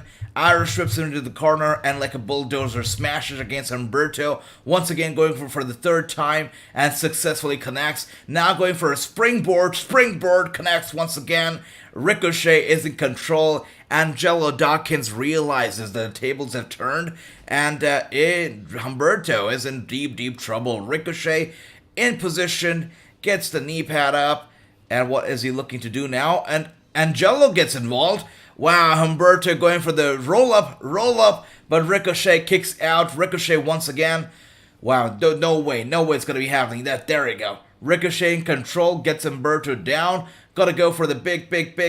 There you go, suplex right there, going for the cover. And 1, 2, and a kick out from Humberto. Just in the nick of time at 2.75 and a kick out. Ricochet realizes that these guys are stubborn. They'll do whatever it takes to win. They'll do it dirty, but they will not give up. And Ricochet realizes he'll have to take it up a notch. He'll have to pull in that splash, that big splash from the top turnbuckle. He's going to the top, and he's looking at, and he is in position. And Angelo Dawkins, he pulls Humberto Carrillo out of the damn ring because he realized that Ricochet had the match in control. Anyways, Ricochet jumps. He dives, goes for the big dive from the top turnbuckle to the ringside, right on top of Angelo Dawkins. Angelo, in a lot of pain, rolls under the ring. As we speak, he rolls under the ring. I don't know what he's doing under the ring, if he's gone there to have a meeting with the Hornswoggle or if he's gone there for something else, but Angelo rolls under the ring. Humberto is down. Ricochet still in control.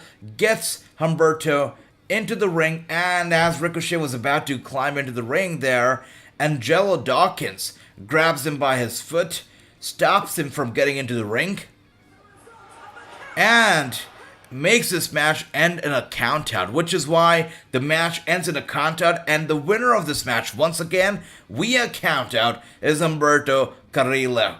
Oh, look at that, guys. Look at these dirty guys. Oh, my gosh. Angelo Dawkins, such a dirty player. Santos Escobar won by King. That's right, he did. I still pick Ricochet, said Chris, but look at what happened, Chris. Look who won. Ricochet lost, and we got screwed over. What can you do about it? Yes, I love the wrestling company. I was sad when they closed the doors, absolutely. Evolve was great as well. Stupid ending. Ricochet counted out. Yeah, Angelo grabbed him by his foot, stopped him from getting into the ring. Interesting. We'll see how this ends. Maybe a match at WrestleMania, one-on-one. Probably that's where this is going. But I'm just glad that Ricochet is champion. And, since he has these two very annoying cousins right there, right behind him, I think he's going to get more TV time. He's going to get over and over with this. So we'll see. We'll see how this goes. Ricochet lost again. He might have lost. I still think that having a very annoying, being in a feud with a very annoying wrestler or wrestlers helps you because it just gets you over with the crowd. The crowd will hate Humberto and Angelo, and they will fall in love with Ricochet. Hopefully they do. So we'll see. And that was stupid. I agree, Chris. I agree. 2 for 2. Bobby with a 2 for 1. Bobby's score was pretty good. And thanks to Ricochet, falls down to Mark SC. Stupid idea of Vince McMahon. No Intercontinental Champion would be treated like that. Yeah. And you know what? They were having Intercontinental Championship being defended on the pre-show and whatnot. So not too surprised right there. That he's known for, and they might work on his brain-dead jackass buddies. But this is the master strategist we're talking about. I am always 2 steps ahead, and I've had nothing but time.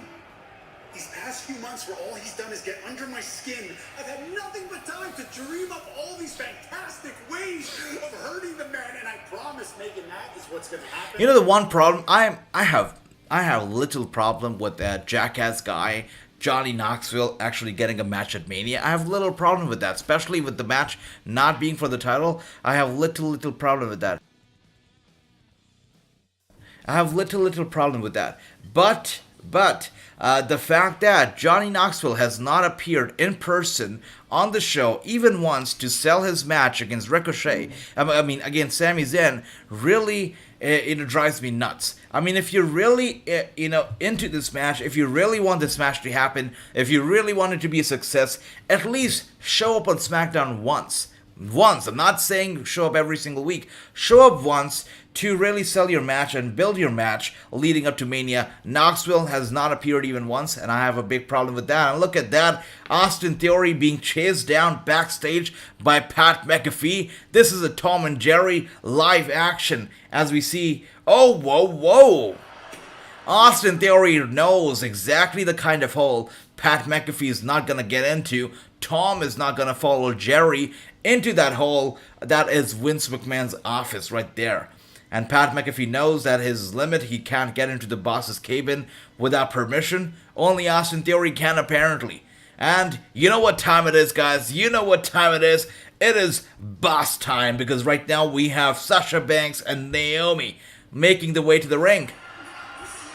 And Ricky says Pat and Austin go backstage. It is boss time, absolutely. I won't be surprised if Johnny Knoxville puts Sami Zayn in an exploding toilet. Oh, it could happen. That's right, it could happen. Anything can happen. Hopefully the match delivers. Hopefully they make it sort of a gimmick match to make it more entertaining. Since Knoxville's involved, make it, a bit of a comedic sketch. I don't know how they're gonna do it, but they should do something intriguing and innovative with the match since Knoxville is involved and the Jackass crew is involved. So hopefully they make something beautiful out of it. But so far, I don't know. We'll find out. We will find out.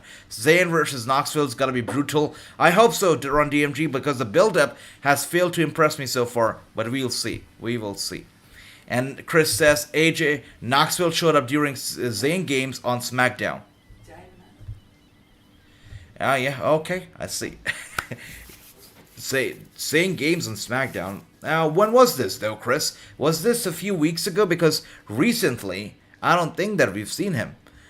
I don't think we've seen him. Maybe once a few weeks ago, but not recently, right? If I'm not wrong. And Expert Sama says at least Chris Pontus and Steve O have a spot. That's right. Absolutely, Jackass. I get that. Good stuff. And wait a second, what are we getting out here? A Happy Carbon and Madcap Moss commercial for Snickers? Snickers satisfies. It says you're oblivious when you're hungry. Grab a Snickers, don't be oblivious. Alright, interesting. Interesting commercial by Snickers featuring Happy Carbon and Madcap Moss, which once again shows how big they are, and maybe they're making some merch money. Maybe they're really going over with the crowd, but they were literally featured on the Snickers commercial. That is big. That's big. That's nice.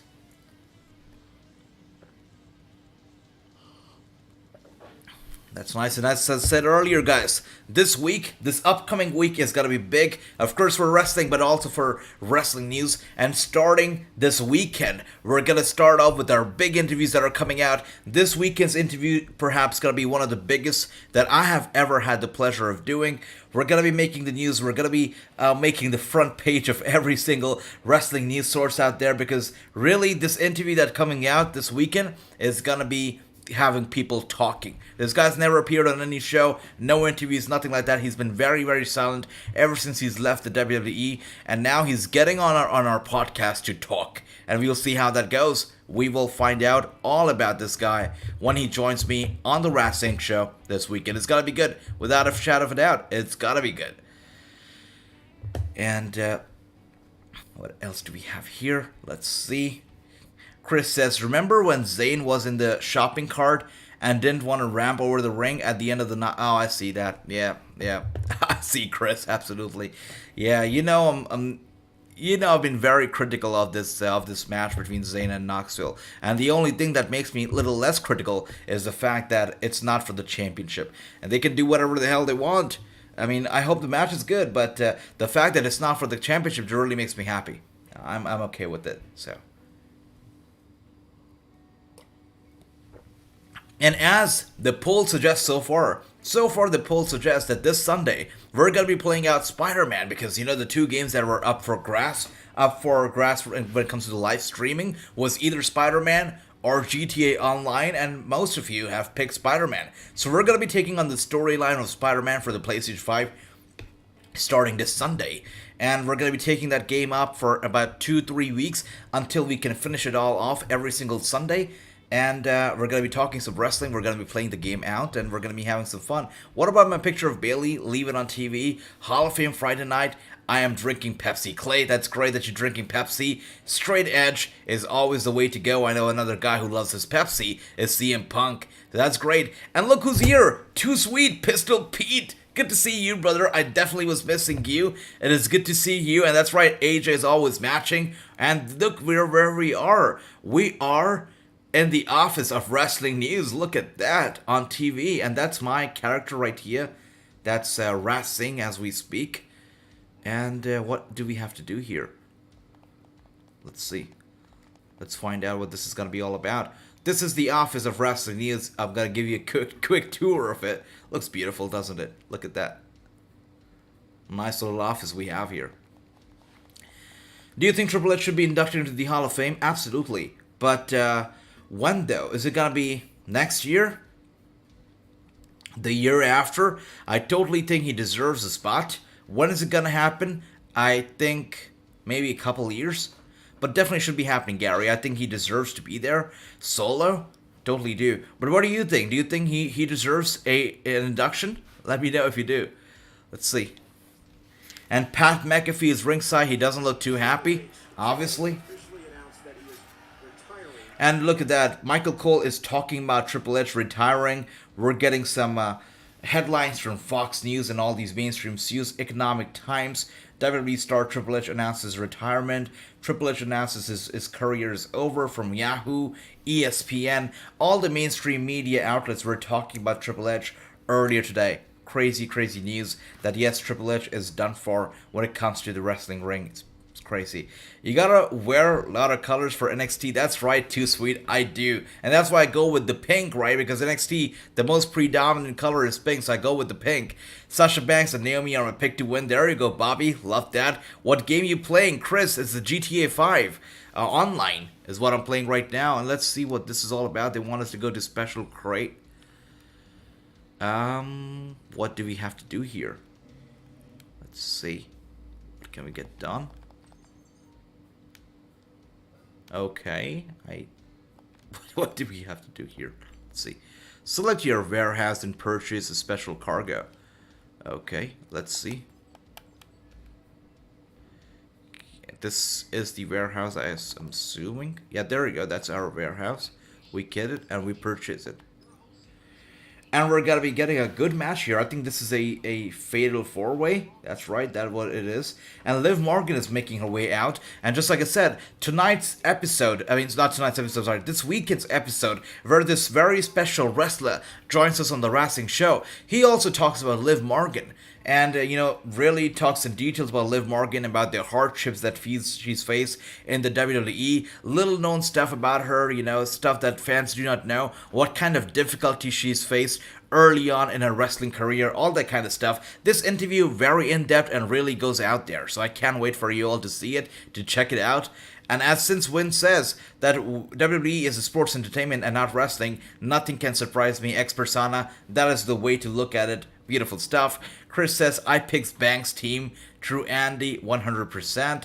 Andy says, Liv Morgan and Rhea better win. I hope so too. Absolutely hope so too. And look at that.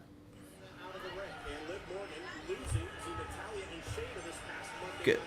Made that purchase. And let's go back to SmackDown mode. And it is Liv Morgan and Sasha Banks kicking things off, it seems. What is happening? Shayna Baszler and Natalia are having a little heart-to-heart, little conversation ringside as Rhea Ripley and Sasha Banks kick things off. Rhea Ripley gets Sasha down, Irish whips her into the ropes. Sasha Banks, these guys are working well together, look at that. Sweet. They've got some good chemistry. Sweet.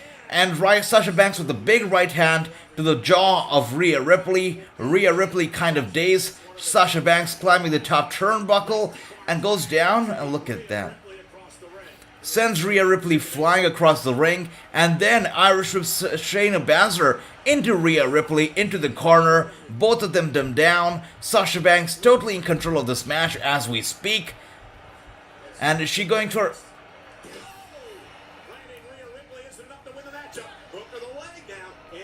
Sweet, sweet. Sasha Banks has been in control early on in this match. Definitely the tables, I can see them turning, and they turn right away with the bit of an interference, an outside distraction from Zelina Vega. She grabs the leg of Rhea Ripley, of Sasha Banks, and pulls her down, throws her to the commentary desk, and look at that, all the women are now in the damn ring. We see Liv Morgan, we see Natalia, we see Shayna Baszler, we see Zelina Vega, we see Rhea Ripley, everybody in the damn ring brawling it out. Come on. I'm not a big fan of the multi-women, multi-men match, especially when they all just brawl out like no tomorrow.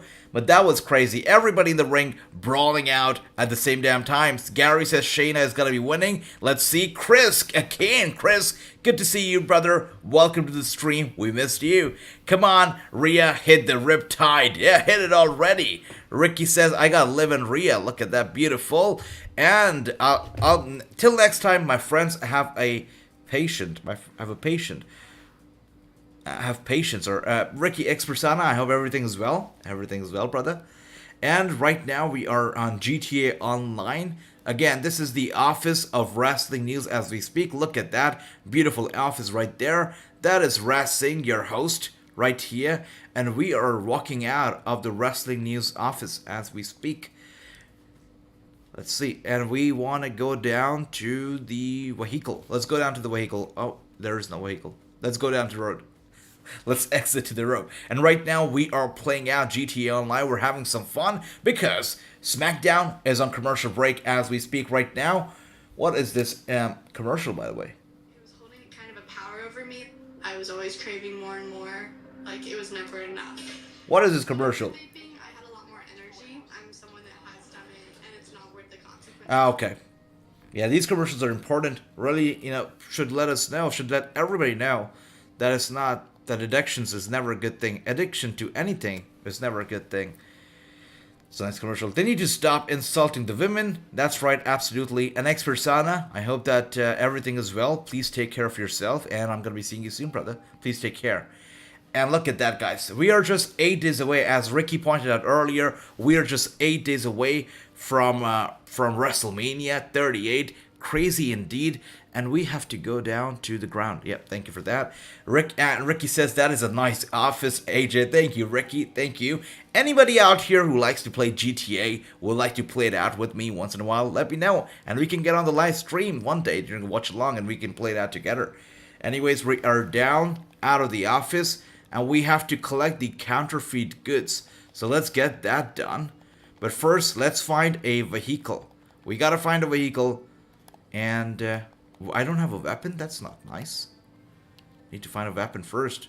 But anyways, let's get a car. Wait, hold on a second. Wait a second. Give me a damn car. By the way, this is the PlayStation 5 version of GTA. So, tell you what. The graphics, not fully improved as I can tell. I can see, hey AJ, the game you're playing, can you create championships? Unfortunately, no championships in this game, but we can create characters, we can go crazy, do whatever we want, and yeah, but no titles, unfortunately. And Ricky says, we back, come on Liv and Rhea, yeah, we're back officially, which means game has to be on pause. And thank you for that, but you have to be on pause right now because it is time for SmackDown once again. And I'm getting a little of a hype package for the, what is this all about, for WrestleMania? Oh wow, they're calling it WrestleMania Raw. That's interesting. They're not calling it the go-home show for WrestleMania. They're not calling it Raw. They're calling it WrestleMania Raw. It has a new logo and everything. WrestleMania Raw. That's the first time I've ever seen it. Interesting. You call the shows around WrestleMania Backlash and all that kind of stuff, but you also now doing it to Raw. WrestleMania Raw. That's something. Okay. Interesting. And Rhea Ripley, right now, she's down. Zelina going for the cover, and Rhea Ripley kicks out at 2. Beautiful. Zelina Vega goes to cover Shayna Baszler. She kicks out at 2. She goes to cover Sasha Banks, and Sasha Banks also kicks out at 2. Zelina Vega definitely annoyed, surprised, heartbroken. She don't know what to do. Had to get on top of this thing right now as we speak. Look at that. And she goes with a big knee to the face, to the jaw of Shayna Baszler. Shayna Baszler rolls out of the ring. She goes to do the same on Sasha Banks. Sasha Banks gets out of the way, and Zelina goes knee first into the lower turnbuckle.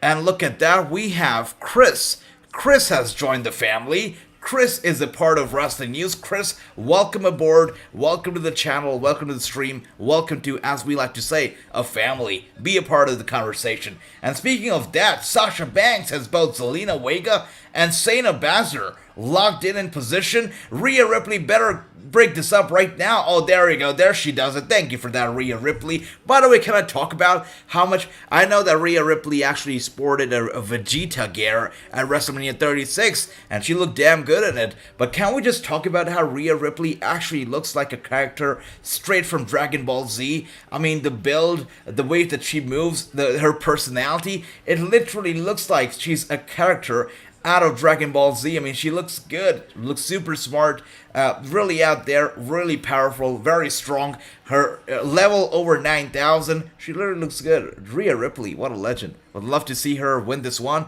WrestleMania is gonna be epic. That's right, Little J760. Welcome to the stream. Good to see you, brother. It's gonna be epic indeed. Triple H needs to go in this year. Gary, I don't think it's gonna be happening this year. I don't think Triple H is gonna be inducted into the Hall of Fame this year, because if you look at the pattern, right, Shad Gaspard, we all thought that he should have been inducted into the Hall of Fame last year, but they inducted Titus O'Neil instead. So, they usually go at least a year later. So I believe Triple H is probably going to be inducted next year. If not, WrestleMania 40 has to be Triple H's induction for sure. It's going to be memorable. It's a milestone WrestleMania for sure. 40 years of Mania. I think that is when Triple H should be inducted or will be inducted, but we'll see. By the way, Rhea Ripley goes crashing down hard against the barricade, back first into the barricade, and she is down. Zelina Vega with the wave trying to pull off a Meghan Markle right there. And you know what? She probably does it better than Meghan Markle, but still,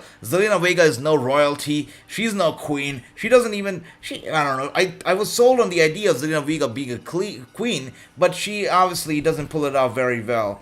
And look at that. Look at that. Sasha Banks picks up the win. I know a lot of you said it's going to be Rhea Ripley, it's going to be Vega, but look at that. Sasha Banks actually picks up the win right there. Beautiful stuff. And Ricky, you were cheering on Liv and Rhea, but no, it is all about Sasha and Naomi, and they have all the momentum in the world as they head into the Fatal 4-Way match for the Women's Tag Team Championships at WrestleMania. And what else do we have here? Andy says, dang, Sasha trying to have, that's right, and she actually wins it. Are you surprised? Only 4 inductees. Surprised, a bit disappointed, but not too surprised, Chris, considering how Hall of Fame this year is on the same damn night as SmackDown, basically following SmackDown. They had to keep it short. Of course they did. Otherwise, the fans in the audience would be sleeping. I mean, going through 2 or 3 hours of tapings or SmackDown, and then another 2 or 3 hours of Hall of Fame, they're gonna be tired. And then they have a lot of those fans would also have to attend WrestleMania the next day. So it's gonna be a long night. Again, whoever came up with the idea of this being like a 2-event night with SmackDown and Hall of Fame going, one after the other was a bad idea. I understand budget cuts and whatnot, but still a bad idea. Terrible idea.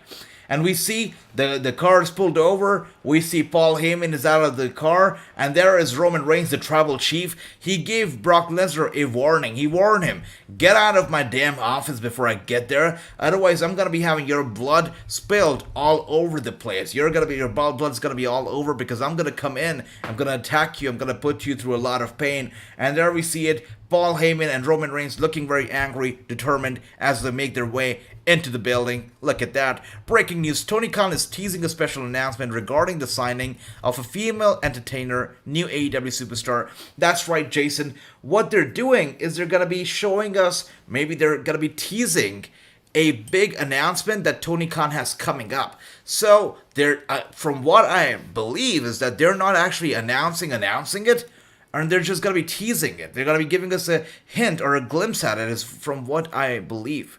But if they actually announce it, I'll be happy. But if they just give us a little glimpse at it, like, come on, Tony, come on. And, Andy says, come on, Rhea, actually, yeah, we know how that went. That's right, 1 for 3. Ricky, it's been an unpredictable night for sure, right? Rhea is a wonderful person. Her time in NXT was a lot of fun for sure. She's a really cool, chilled and laid back lady. Really good, really talented. Chris, 4 for 1. Sasha Banks, that's right. Dale, absolutely. And Jonathan Gresham, all elite, says Sean. Look at that. Madison Rain. I see. Madison Rain, the current champion, the tag team champion, Impact Wrestling, doing great stuff out there for sure. And that's right, Andy, Dale, Sasha Banks did pick up the win. Gary with a 2 for 3. Love that. Roman and Paul in the house. Let's see how it all goes down. And as in a typical WWE fashion, every time something big happens, we switch to commercial. So Roman Reigns and Paul Heyman making to the way to the building, and we switch to commercial. And look who's here! True is here. True, good to see you. We missed you, buddy. We missed you. Your presence was definitely missed out here. So it's good to see you. Have you missed out on anything? You missed out on the return of King Xavier. You missed out on a good women's match that just took place. And what else did you miss? Did he miss out on anything big? Brock Lesnar is in the office of Roman Reigns, and Roman Reigns is now making his way to the building. So we could be seeing a clash between Brock Lesnar and Roman Reigns happening very shortly. You missed out on the 2 matches that we saw. That's right, 2 matches we saw between Ricochet and Humberto Carrillo. And what else did you miss out on? And you missed out on the fact that they're calling Monday Night Raw, next week's Monday Night Raw, they're officially calling it WrestleMania Raw. That's right, you missed out on a few things there, true, nothing big, just okay, but we're in for a good Rampage and NXT Level Up. You'll see how that goes, but I've heard it's gonna be good. And what else do we have here? Roman and Paul in the house. That's right, Ricky. Zelina Vega needs to stop trying to copy the only queen, in my opinion, Madison Rain. I love that. The only queen in your opinion. Madison Rain, definitely a good queen, a better queen than Vega or anybody else out there. Vega, you know what? Before she actually officially won the Queen of the Ring or the Queen title, I felt that she'd make for a good queen because the little glimpse we saw of her with the cape and the crown, I thought she was digging the whole look. But ever since she won the crown, she's doing is waving like that and smiling and trying to pull off a very fake and really cheesy Meghan Markle, and it's not working out. So come on, Zelina, could have done better, but you're horrible at it. Just stop. Just stop. It's cringe. It's super cringe. And LJ says, Little J says, I think WrestleMania should just go back to one night.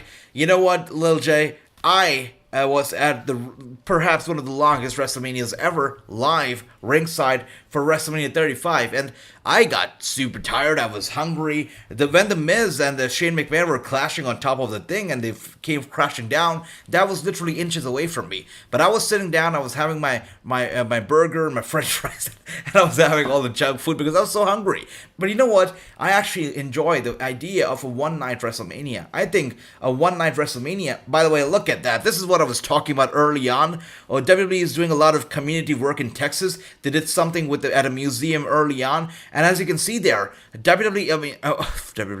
former United States President George Bush can also be seen at the ceremony alongside Stephanie McMahon, The Undertaker, and this is not the first time that we saw George Bush and the WWE at the same damn event promoting WrestleMania 38. So I don't know, George Bush has been around a bit, so I wouldn't be wholly surprised if he actually shows up at WrestleMania. Maybe, makes his cameo, maybe is there in support of, the sports in Texas, because, Texas native. It could happen. I think it could happen. It would be huge if it does, but let's see. Let's find out if it actually does. And Bobby says, I would like to see more of Magic Jake Dumas on NWA. Me too, brother. Big on that guy. He's great. And Andre the Giant Battle. Oh my gosh. Are you kidding me right now? Wait a second. Hold up a second. Wait a second. WrestleMania Raw is a thing. And now WrestleMania SmackDown's a thing. And Andre the Giant Battle Royal is actually not even going to make it to WrestleMania anymore. They're not even going to be able to squeeze in that poor Battle Royal, which had all the people who aren't booked for WrestleMania. They squeeze all the people off there into that match. And that match is not even going to make it to... Are you kidding me? Are you kidding me? We're also having an intercon... Wait a second, so... The two matches that we can definitely see not being a part of the WrestleMania card are the Andre the Giant Battle Royal match, which is going to be taking place next week on WrestleMania SmackDown, and the Intercontinental Championship match between Ricochet and Humberto and Angela. So, I believe these two matches are not going to be happening at WrestleMania. Henceforth, they're happening on WrestleMania SmackDown. So, Ricochet... Even though he's the Intercontinental Champion and whatnot, he's not making it to WrestleMania? Are you kidding me right now? That is your Intercontinental Champion. That is one of the most prestigious titles you have on the company. And that champion is not getting a WrestleMania shot? You kidding me right now? Wow. That speaks volumes. If that is a thing, and if he's actually having a championship match on SmackDown, WrestleMania SmackDown, whatever the hell they're calling it, that's a damn shame. Are you kidding me right now? Whoa. Ricochet, the IC champion, should be at WrestleMania. But they're taking it away from him, and they're having him wrestle on WrestleMania SmackDown. A disgrace. That is a disgrace. In my books, that is a disgrace. Now, true, it seems like he doesn't have a WrestleMania match, but he has a WrestleMania SmackDown match, which is going to be taking place next Friday. Crazy indeed.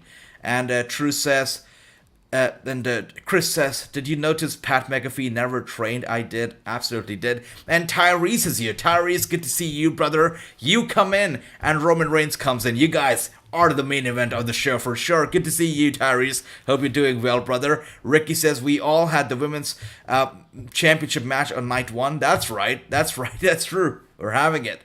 Chris says, WWE doesn't care about the Intercontinental title. They're just burying it. That's right. Andy says, Vince doesn't care about Ricochet. Absolutely. And I think the fact that we're mad about Ricochet not being at WrestleMania and just being at WrestleMania SmackDown, whatever you want to call it, is stupid. I don't care if you call it WrestleMania SmackDown or just SmackDown or SmackDown Live or SmackDown whatever. It is still SmackDown. It is not WrestleMania. It's not the pay-per-view. He's not going to get pay-per-view money. It does not matter. Ricochet is the Intercontinental Champion. That is one of the most prestigious and such a historic title that is on the show. It should be on the pay-per-view. It should be there at WrestleMania, but it's not happening. Come on. Bobby says, I would like to see more of Darius Lockhart. Absolutely. Jason says, breaking news. Wait a minute, AJ. Wait a minute. Both the Raw and SmackDown Women's title matches are on night one. That's right. That's what Ricky also said it before. One of WrestleMania Sunday. No women's match on night two. WrestleMania Sunday. Wow. Thoughts, AJ? It's interesting for sure, right? I mean, you gotta wonder why.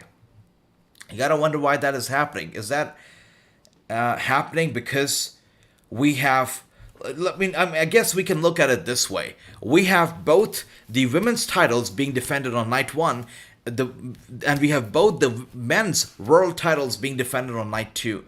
I guess that is how WWE sees it. I guess that's how they're booking it. 2 world titles on night one and 2 world titles on night two, just to create a balance out there. I guess that is what they're looking for here, which is interesting. By the way, Pat McAfee and Austin Theory, this match is going to be taking place on night 2 of WrestleMania.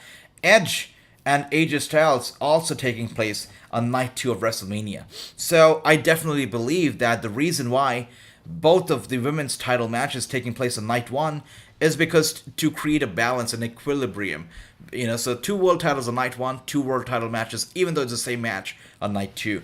And Johnny Knoxville and Sami Zayn anything goes match also taking place on night 2. I hope that this match is as good as they're hyping it up to be, because I got low expectations, but we'll find out. And the Raw Tag Team Championship match also taking place on night 2.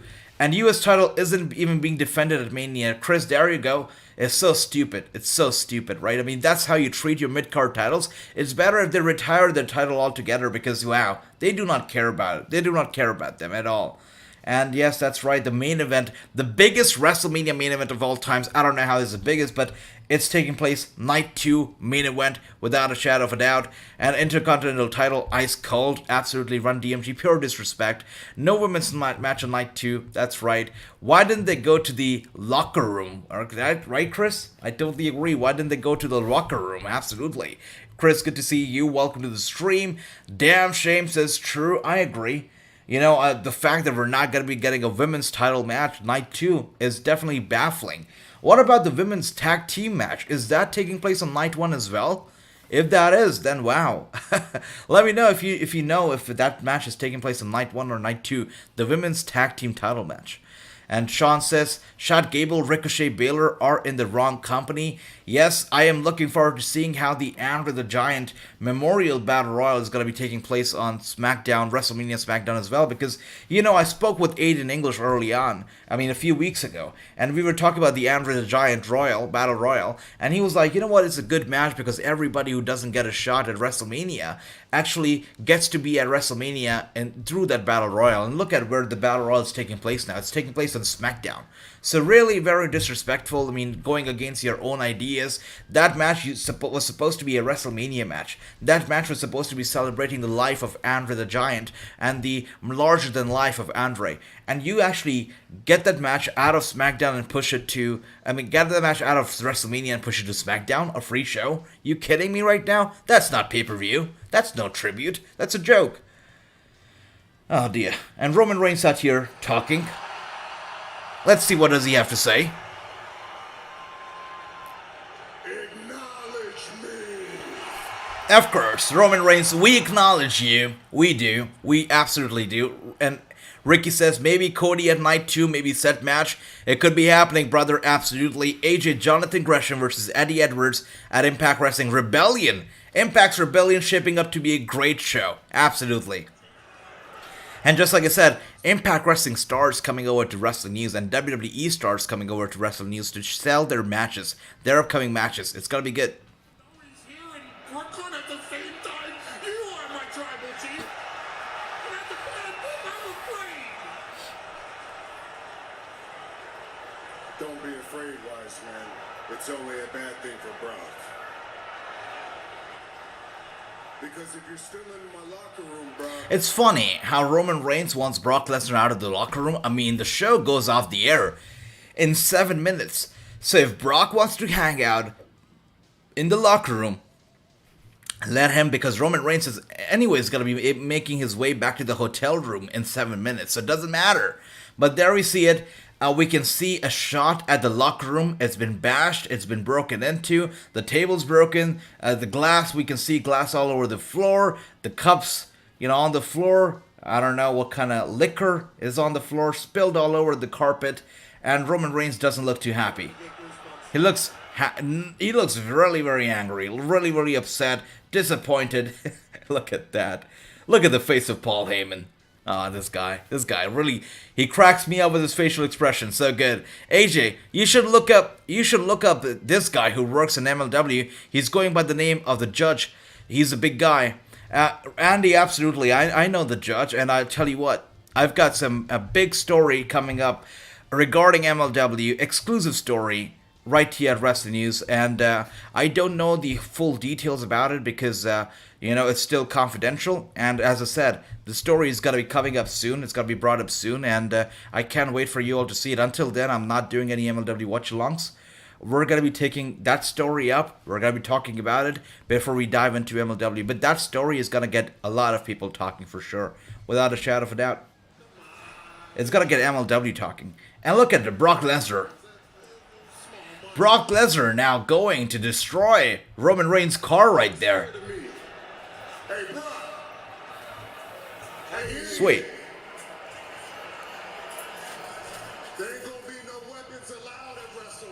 Wow, Roman Reigns, is he giving Brock Lesnar an idea? He says there's going to be no weapons allowed at WrestleMania. Let's make it an Extreme Rules match. Let's allow Brock Lesnar to bring in the shovel, bring in whatever he wants, bring in the fork knife, bring in everything to WrestleMania. Let's make it happen. Come on. Let's make it an anything goes match. If you can allow Sami Zayn and Johnny Knoxville to have an anything goes match, let's allow Brock Lesnar and Roman Reigns to go out there and let it be an Extreme Rules anything goes match. Let's make it happen. Brock Lesnar, by the way, with the title on his shoulder, making his way to the ring. And there we go, we see it, we hear it, we hear the flashes, we see the flashes. Brock Lesnar's theme song has hit, his Tron has hit, Roman Reigns is sweating, he can't believe it, he knows he's in for trouble. Brock Lesnar, the Beast Incarnate, after destroying 2 of Roman Reigns' vehicles, is now finally making his way, and look at that, this guy cracks me. He's making his way through the crowd, he climbs on top of the commentator's desk. Paul Heyman looks like he's seen the damn ghost. Roman Reigns is shook, he's scared, and Brock Lesnar is just having fun here. He's smiling, he's laughing. Roman Reigns looks dead serious. Paul Heyman is scared. Wow, this is great. This is fantastic. Gary says, and invite President Bush to WrestleMania. You can bet that Trump will be mad as hell. For sure, brother. I was thinking about it. And there we go. Brock Lesnar has the steel chair in his hand, and the crew is out here.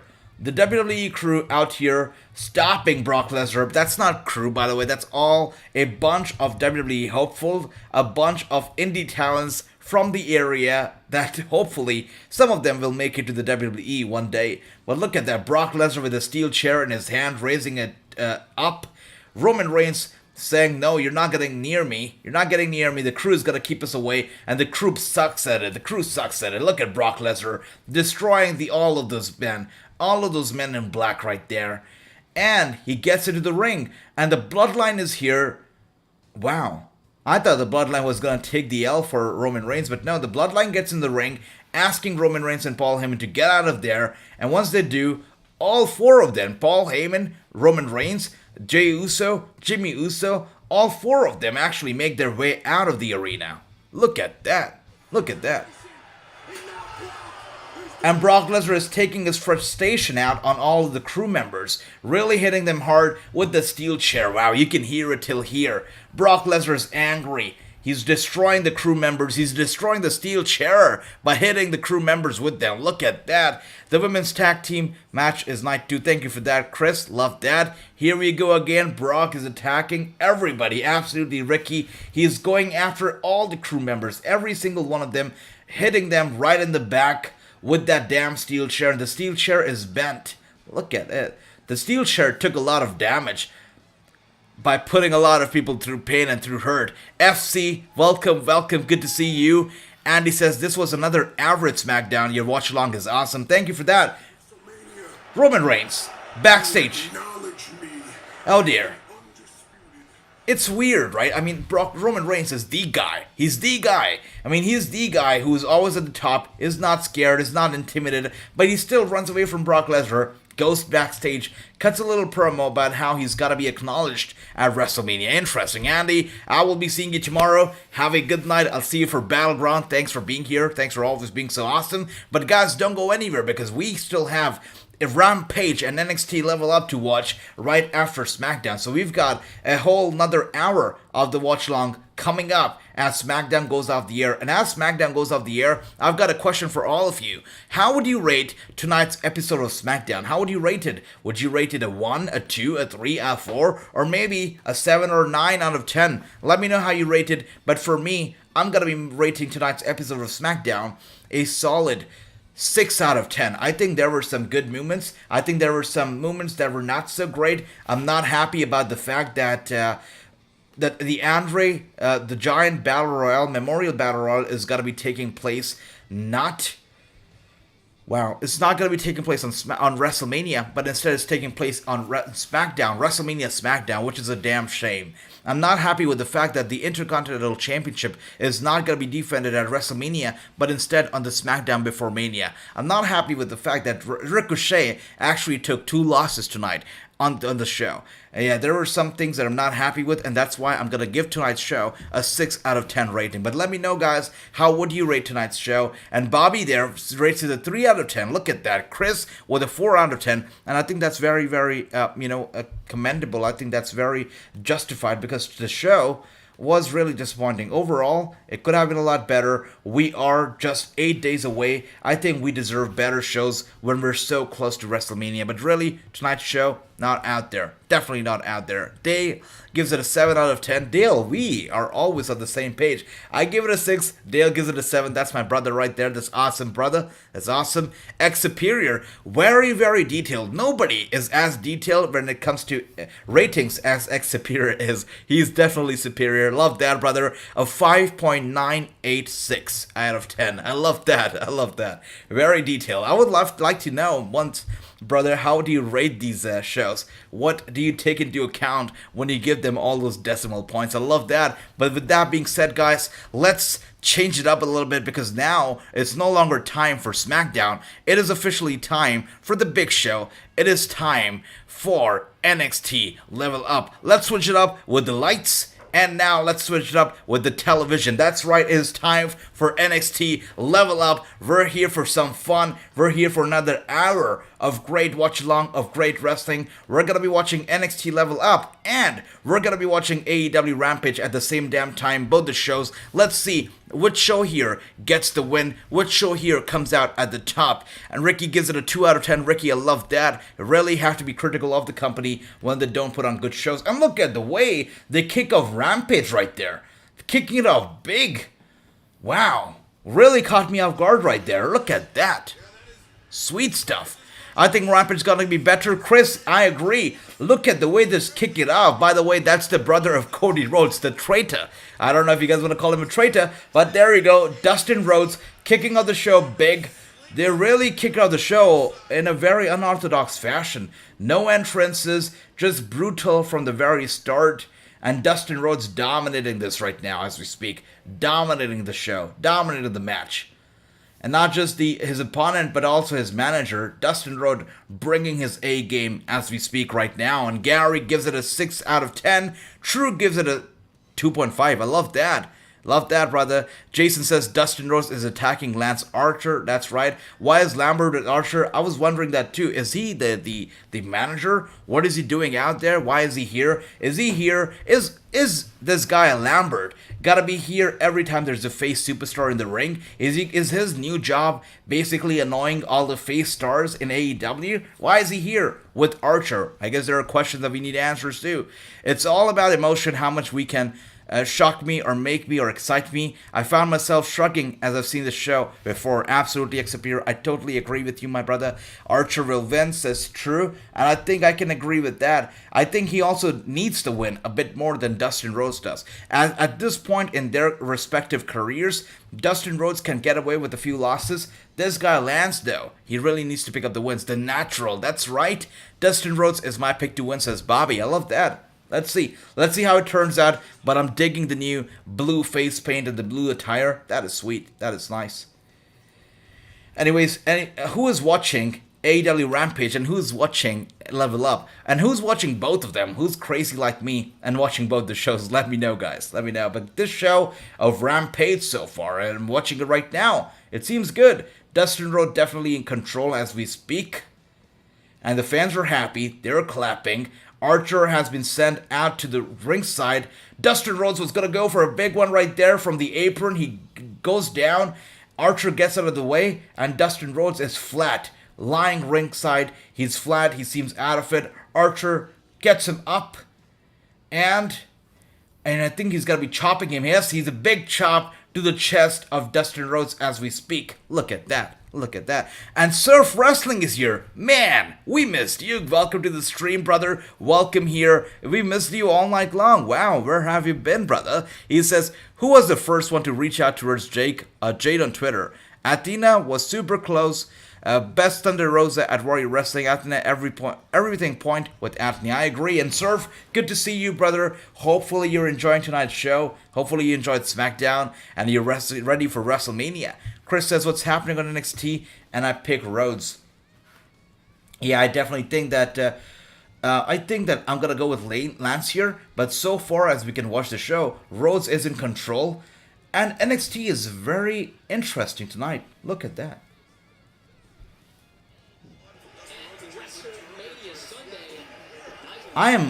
Wow. I know that, something's going down right now at Rampage and the referee is checking out Dustin, but NXT, guys, if you're not watching this right now, right now, Seth Rollins does not have a match at WrestleMania. Seth Rollins really has a week to figure things out. Wow, 1 second. Wait a second, I'm trying to look up this guy's name. 1 second. NXT, Well,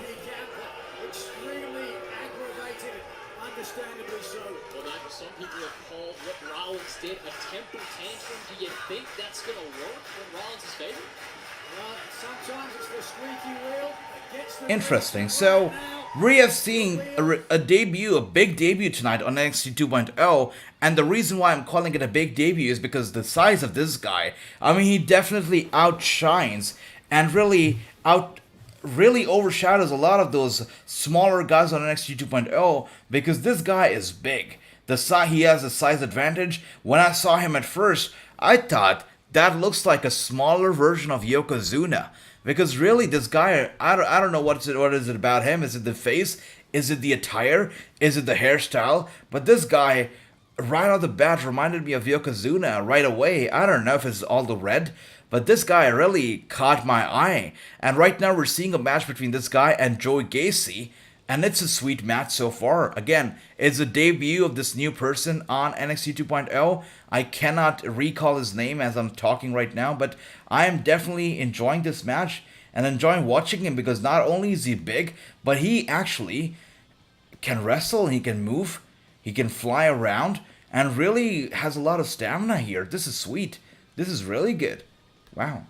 I've been caught off guard because I have not seen a guy this big on NXT 2.0 or even in the WWE in a long time. This guy is special. I can tell you that. This guy is special. Anybody watching NXT 2.0 agrees with me. This guy, I mean, he will stand out from everybody. You look at the bigger guys, you look at the Keith Lee, this guy will stand out from everybody. And Joe Gacy goes for the big clothesline and he actually picks up the win. The new guy, the debuting superstar or star, actually picks up a loss on his debut match and Joe Gacy goes over. But that doesn't take anything away from this debuting star because, wow, he is a star. And the way he was moving tonight, if he's able to keep that up, I think I can see big things coming up for him, absolutely. And Jonathan says, big up AJ, big up everyone in the chat, hope you're all well. You know they say, lateness is greatness. Lateness means main event. Jonathan, you are the main event, brother. Good to see you. And wow, we're watching NXT right now. We're watching AEW Rampage. I don't know if it's just me, but I'm high on this guy already. And yes, true, he lost. And, wow. Wait a second. Is his name Abdullah the Butcher Jr.? I hope not. But wow, interesting. Interesting for sure. That's right. Yokozuna was awesome. His feud with Hulk Hogan was so classic. Definitely, one of the greatest wrestlers out there. I mean, I know people, brother. I know people who never watched wrestling, never did, but they knew the name Yokozuna. They've all heard of the name Yokozuna. That is how iconic Zuna really was. Amazing guy. Dustin Rhodes is bleeding from his ear after taking a head bump. I hope he's okay. The referee checked on him, and they say he's okay. Again, if AEW has first blood matches, the matches would get over in 2 minutes because AEW superstars bleed a lot of blood. We see possibly every other show there's blood on the show, so it's interesting how they do it. But yes, if they had first blood matches on this show, their matches literally would last like 2 minutes because they bleed really quick and really often. And I hope that he's okay. But Lance right now is in control. The crowd's definitely into it. And again, guys, I'm still not over the little debut that we saw of this guy, which I believe... who was it who called him Abdullah the Butcher? True called him Abdullah the Butcher Jr. jokingly. I hope that was a joke. But that was a sweet debut. Yes, against Joey Gacy, he picked up the loss, but that was sweet. If you are not watching NXT 2.0 Level Up yet, I would actually suggest you to check it out later, because this debuting star caught my eye, caught my attention, and I'm going to be talking about him for a while because, wow, this guy stands out from the crowd without a shadow of a doubt. And what else do we have here? Jason says Dustin Rhodes is bleeding. Yes, he is. I hope he's alright. Is it Veer Mahan? It's not Veer. Veer is coming Raw after Mania. I don't know if they're going to be calling it Raw WrestleMania or Raw WrestleMania Backlash, but he's coming after on Raw after Mania. Jonathan, thank you for that. Keep smashing the likes up. Absolutely. Bobby says AJ's name is Quincy Elliott. Thank you for that, Bobby. Thank you for that. That's awesome. Quincy. I see it. I always say, Miranda, the meat, late and early. That's right. Absolutely. Lateness means greatness. Lateness means the main event. And speaking of the main event, is this the main event already? Because this match on AEW Rampage is pretty damn good. Look at Dustin Rhodes going at it. Look at Lance going at it. Dustin was going for a suplex. Lance reverses it, hits Dustin with a suplex instead. And on NXT 2.0 Level Up, we are seeing Kiana James hopping and skipping to the ring. She looks happy. She looks excited to be on the show. Let's see what she's all about. Is that another debuting star? I don't think I've seen Kiana James on NXT before. So, interesting. Let's see what this is all about. Again, this is the reason why I really enjoy NXT Level Up, because it shows us so many of those promising new up-and-coming stars that we can actually get behind. And that is why I enjoy NXT Level Up, and I don't miss out on either one of the shows, because, yeah, these are some good shows. And the match is underway. This is the second match on NXT Level Up, but still the first match on AEW Rampage. Dustin Rhodes really taking all the offense on the receiving end of a lot of offense right now at the hands of Lance. And Lance gets Dustin up. Dustin, oh wow, dear Lord. I thought Dustin was going to go for the reversal. He gets out of the hold of Lance Archer, but actually he falls down. He goes falling down to the mat. Dustin seems out of it. The referee checking on him again. Looks like Dustin is able to continue wrestling, but for how long? Let's just hope that he's okay. And what else do we have here? He looks like Abdullah with hair. I agree, true. He does. Definitely has a special look to himself. Absolutely does. Surf says Joey Gacy is the next Bray Wyatt. Like I said, he has a very creepy and a very eerie vibe about himself, without a shadow of a doubt. He is definitely a special superstar. Joey Gacy, when I look at him and when I look into his eyes, I get creeped out. So I think he could be the next Bray Wyatt. Does he have the brains of Bray Wyatt? Does he have the creativity of Bray Wyatt? That we will have to see. But he is definitely a promising superstar. Let's see how far he goes. We'll find out. We will eventually find out. Right now, we can see that the match on Rampage is going strong, going well. And even on NXT, going pretty well. It almost looks like she's enjoying picking apart Kiana James. And Dustin Rhodes is falling down. He's struggling to get back to his feet. As we can see, there's blood on his forehead. Dustin Rhodes looks super dizzy. As he was trying to make it up to his feet, he fell down once again. I thought they were going to call the match for now. I thought they were going to say that Dustin isn't capable of carrying the match any further. I thought that was going to be what was going to be happening. But Dustin Rhodes sits up by the barricade, and Lance goes running with the knee first right into the head of Dustin Rhodes. Cody, your brother needs you right now. Where are you, brother? Because look at Dustin really taking a lot of punishment, a lot of pain from Lance as we speak. He seems out of it. He's still down, and look at that. Lance picks up his friend and smashing his body right on top of Dustin's. Dustin being manhandled by Lance as we speak. Is he going to put him through the table? That doesn't look nice. Lance has really a lot of bad intentions in this match. This is not right. This is bad. This is bad stuff.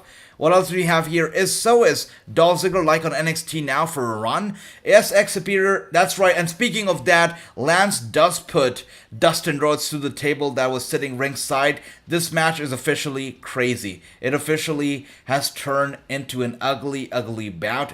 an ugly fight. Not a match, but an ugly fight. Lance puts Dustin to the table. There's blood, there's broken tables, there's broken bodies. Dustin Rhodes is down, and I don't think he's got to be able to get back up anymore. This is sad. Look at that. This is sad. The Lance running after the referees who are trying to stop him, but it seems like there's no stopping Lance. He is an angry, angry man tonight. And yes, Dolph Ziggler is the NXT champion, and he is carrying the championship to NXT Stand and Deliver. He is here for a run right now, but I don't think that he's going to be at NXT for a very long time. He's just here to bring more eyes to the product as we head into Stand and Deliver, which is basically their first official pay-per-view ever since NXT got revamped into NXT 2.0. So, Dolph Ziggler is a mainstream attraction, is a main show material guy. He's been on the main shows for a while now, for years now. So, definitely him being NXT champion is going to draw more eyes to the product, and more people are going to tune in to NXT 2.0 Stand and Deliver. So he's there, I believe, for the ratings, and he's going to go back. He's going to go back to the main roster, going to go back to doing what he was doing earlier after dropping the title to Braun Breaker. I think that's what's going to be happening. But I would love to see Dominic Mysterio and, Bobby Roode or Robert Roode on NXT 2.0 more often, or maybe regularly. I'd like to see that.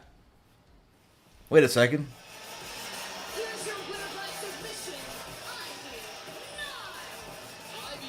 Alright, so Ivy, by the way, wins the match, and we are seeing Ivy has sort of become a regular on NXT Level Up as well. We saw her last week, I believe we saw her the week prior, and we're seeing her here tonight again. Ivy has become a regular on Level Up for sure. And up next, we're going to be seeing Jacket Time versus Edris and Malik Blade. Again, I think we've seen Edris and Malik Blade also on NXT Level Up. Once again, this shows why the show is so important, and it is important because you get to see these teams that don't really get a lot of TV time on the regular shows, and they get TV time right here on NXT Level Up, which is sweet. And this tag team match is going to be coming up next. Once again, this is the third match of the night on NXT Level Up. And as we look at Rampage, we've just been done with the first match. So definitely, the matches on Level Up are shorter, they're quicker. But basically, they just give the wrestlers a little bit of an exposure that they don't really get on the main roster, on the main show that is NXT 2.0, which airs on Tuesday. So a Level Up is a nice little appetizer at the end of SmackDown, is what I take it as. We are about 16 minutes into the show. This is going to be match number 3 for Rampage. We're going to be seeing match number 2 coming up next. And at least this isn't a squash match. That's right, Gary. It was at least a brawl. Ended up being something. I guess opens the door for new feuds, new possibilities. We'll see how that goes. Bobby says, I like NXT Level Up. I do as well. You compare it to Dark or Elevation. I think Level Up is sweet. It's fast-paced. It's nice. It isn't boring. You see some new faces. You see some hope, some future. And I like it. I'm all about the future, right? Ivy will win. True, you were right. Ivy picked up the win. Joey Gacy is missing a scary mask. Surf, I sort of agree, but the way that WWE has been with mask lately, with Sheamus and Ridge Holland and Carmella, let's keep the mask away. But if you really want to put a mask on somebody, put it on Dominic Mysterio, because the guy needs a mask. The guy is literally a baby face. I'm not talking about being a babyface character. Dominic has the biggest baby face in real life. He has a baby face. He's a nice guy. He looks like a very polite and nice kid. And if he ever turns on his dad or ever turns heel, I'm not gonna be able to buy it because he looks like such a baby face. So he really needs a mask. Dominic, put on a mask, brother. Put on a mask. And you know what time it is, guys? Do you know what time it is? It is Jacket Time, because we see Jacket Time making the way to the ring. Let's see how this match is going to be. Let me know, who do you think is going to... you guys have in this match? Do you think it's going to be Jacket Time's night, or is it going to be Malik's team that's going to be picking up the win? Let me know, who do you think is going to win this match? And let's see what else do we have here. Bobby says, Ivy is my pick, and there you go. Ivy did win. Dustin collapsed. It was an ugly brawl at the end of the thing. It was bleeding, collapsing ringside, was out of it, put through the table. It was crazy. Dale, yeah, absolutely, is busted open. I was busted open. That's right. And Run DMG says American Nightmare on Raw. WrestleMania Raw American Nightmare could happen. According to the report from PW Insider, Cody Rhodes supposed to be appearing around the time for WrestleMania weekend. So it could be WrestleMania, it could be Friday Night SmackDown, WrestleMania SmackDown, it could be WrestleMania Raw, but I think this is the week, it has to be the week, when Cody Rhodes finally makes his debut, or return to WWE. That's right, absolutely. And Executor says, true, who won the match? I think it was a no contest, I believe. Wait, you guys think Dustin Rhodes? Oh, basically, okay, I guess due to interference was Dustin Rhodes. All right, thank you for that. That was after. Thank you for that. Dustin won. Thank you. Is Jay Lethal testing a heel run? Could be. Could be. 6 for 1. Ivy with the win on Level Up. And again, guys, if you guys are not watching Level Up, this is good. This is good stuff. And right now, as we can see here, Jacket Time dancing around, hopping around. They're about to start the match. It's going to be Jacket Time against a team of Malik. And we have Fuego cutting a little promo on Rampage. Underdog. Hell, Chris Jericho even poked fun at this Kid in Pink. True, Nikki Lee. Kid in Pink took the fight to the juggernaut Buddy Matthews. This Kid in Pink staggered the unmovable monster in Brody King. What do you guys think about Fuego? I think at first when I saw him and I saw his story and how real it was, I felt nice about him. But honestly, I'll be honest with you guys, so you guys are family, so I'm not going to keep any filter. I'm getting a little tired of these underdog storylines being recycled. We've seen it with Brian, and it was beautiful. We've seen it a few times, the underdog rising to the top and whatnot. It's nice, it's sweet, it's very heartwarming. But we see these underdog stories, and we hear them over and over again, and they get a bit too much, and they get too repetitive. So the Fuego storyline is nice and sweet, but I think it's too repetitive, so I don't know if I'm into it. Good for him, though. If he's getting over, it's good for him. And what else do we have here? Why Archer or Jobber? I know. Asia, I think Jay Lethal and Trent is going to turn heel on Double or Nothing. Again, Double or Nothing is coming up. Exciting time for wrestling, absolutely. And look at that. Fuego is in some trouble here because the House of Black are targeting him. You've got Eliaster, you've got King, you've got Matthews, everybody here going after Fuego as we speak. This is an interesting episode of Rampage for sure. I mean, the first match we saw, the Lance basically assaulting and destroying Dustin Rhodes. And the second segment that we're seeing here, they're going after Fuego. So this is a very evil edition of AEW Rampage for sure. And speaking of evil, I'm missing my buddy D-Star here. Very nice. Very evil. What else? Chris says, NXT Level Up is what Rampage needs to be without the commercial. Chris, I agree. Actually, a lot of people might be surprised because NXT Level Up, the action that we see in this match, and I've seen this match, I love it. So fast-paced. Yes, we're seeing the very cringy Jacket Time. Yes, the guy is trying to hit his opponent right now, literally with his jacket, holding his jacket up and hitting his opponent right there with his jacket. Yes, it can be cringy, but it's innovative and it's very fast-paced, and that's something that I can really very appreciate. I like NXT Level Up, without a doubt. I like NXT Level Up. AJ, I see you picked the team of Blade. Interesting, Bobby. I am trying to think here. Now, Jacket Time, as we see them, they're already over, and they already get some time on NXT 2.0. So could they be losing tonight? Maybe. But I'm actually going to go with Jacket Time. I think Jacket Time's winning, brother. Let's see. Let's find out, Bobby, who wins.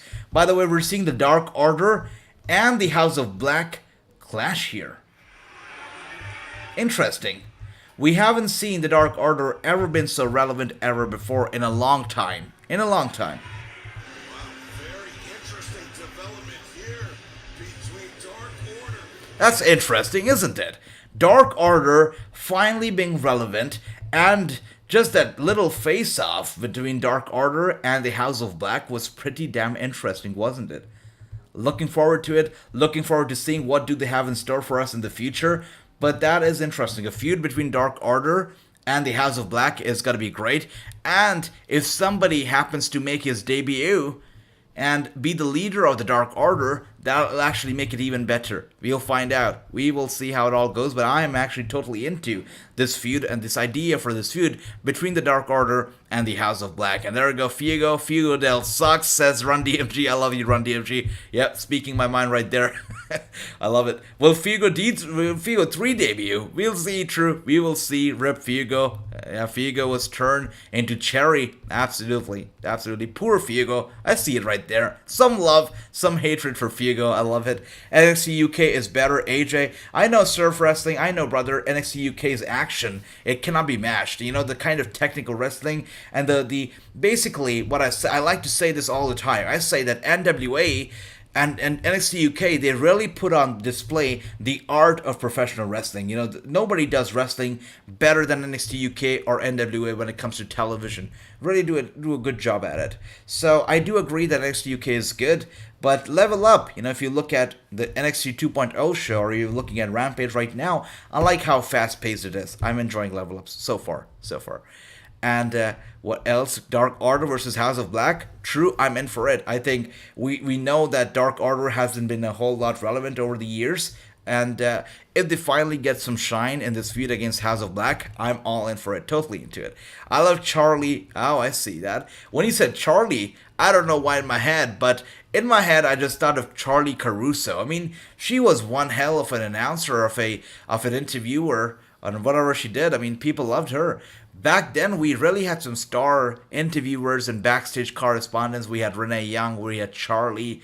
Some good stuff going on backstage at that time, and everybody left slowly and steadily. Interesting. I pick Red Dragon, says Chris. Yeah, I gotta go with Red Dragon too, even though it is Dark Order who seem to be getting some relevancy now, finally. I don't think it would be smart to go against the Red Dragon here, because Red Dragon, you know who they're being trained by, the one and the only William Regal, and William Regal cannot go bad with his training, cannot go wrong with his training. And that's why I gotta go with Red Dragon as well. Everybody in the comments, let me know, let us know. Who do you see winning this match? Is it gonna be... Whoa. Look at that.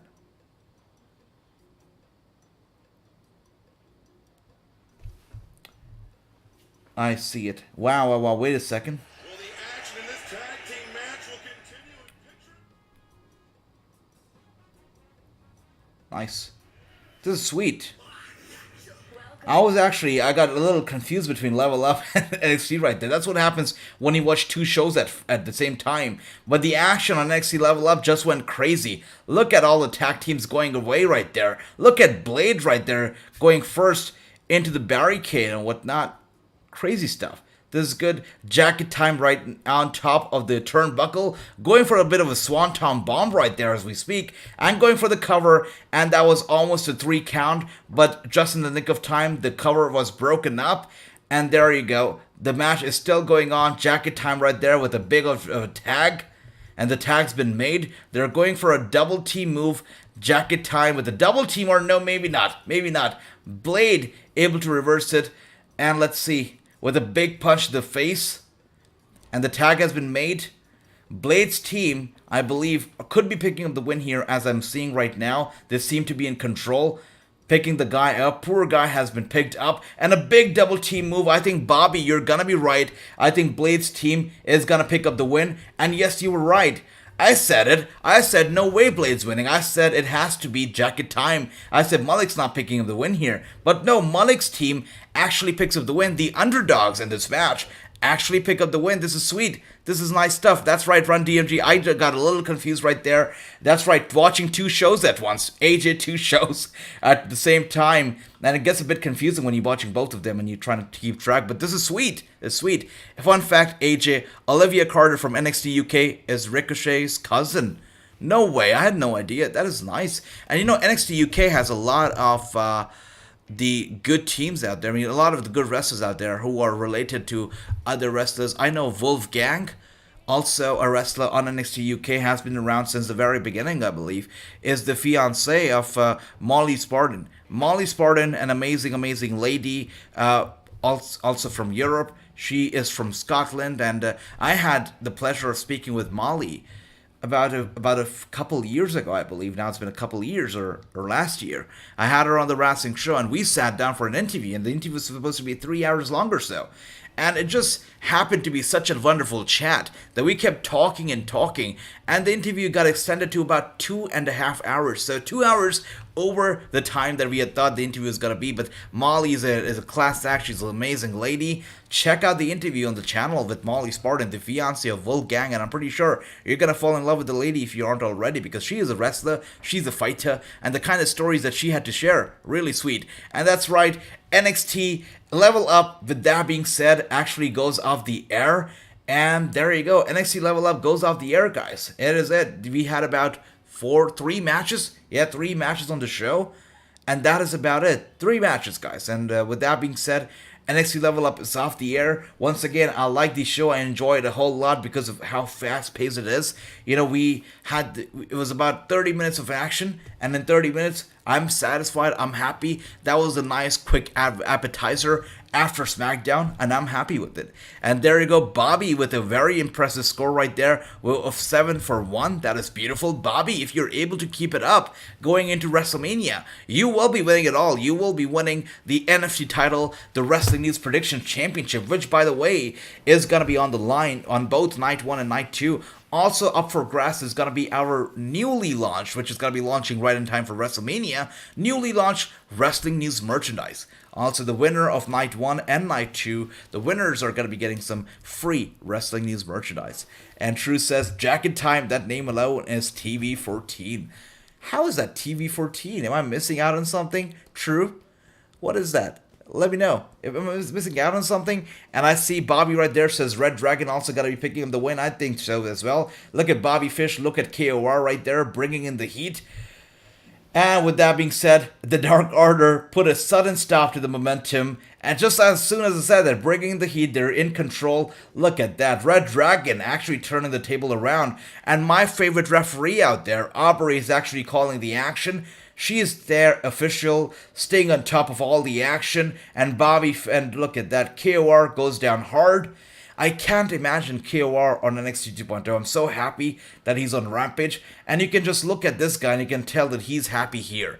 So it's good that he's here because, you know, if you're not enjoying where you're working, you're not going to be bringing your 100%. And I think that, you know, in the last few months of his time with NXT, I don't think that KOR was actually bringing his 100%. But here, he definitely is. And he's surrounded by the people he loves.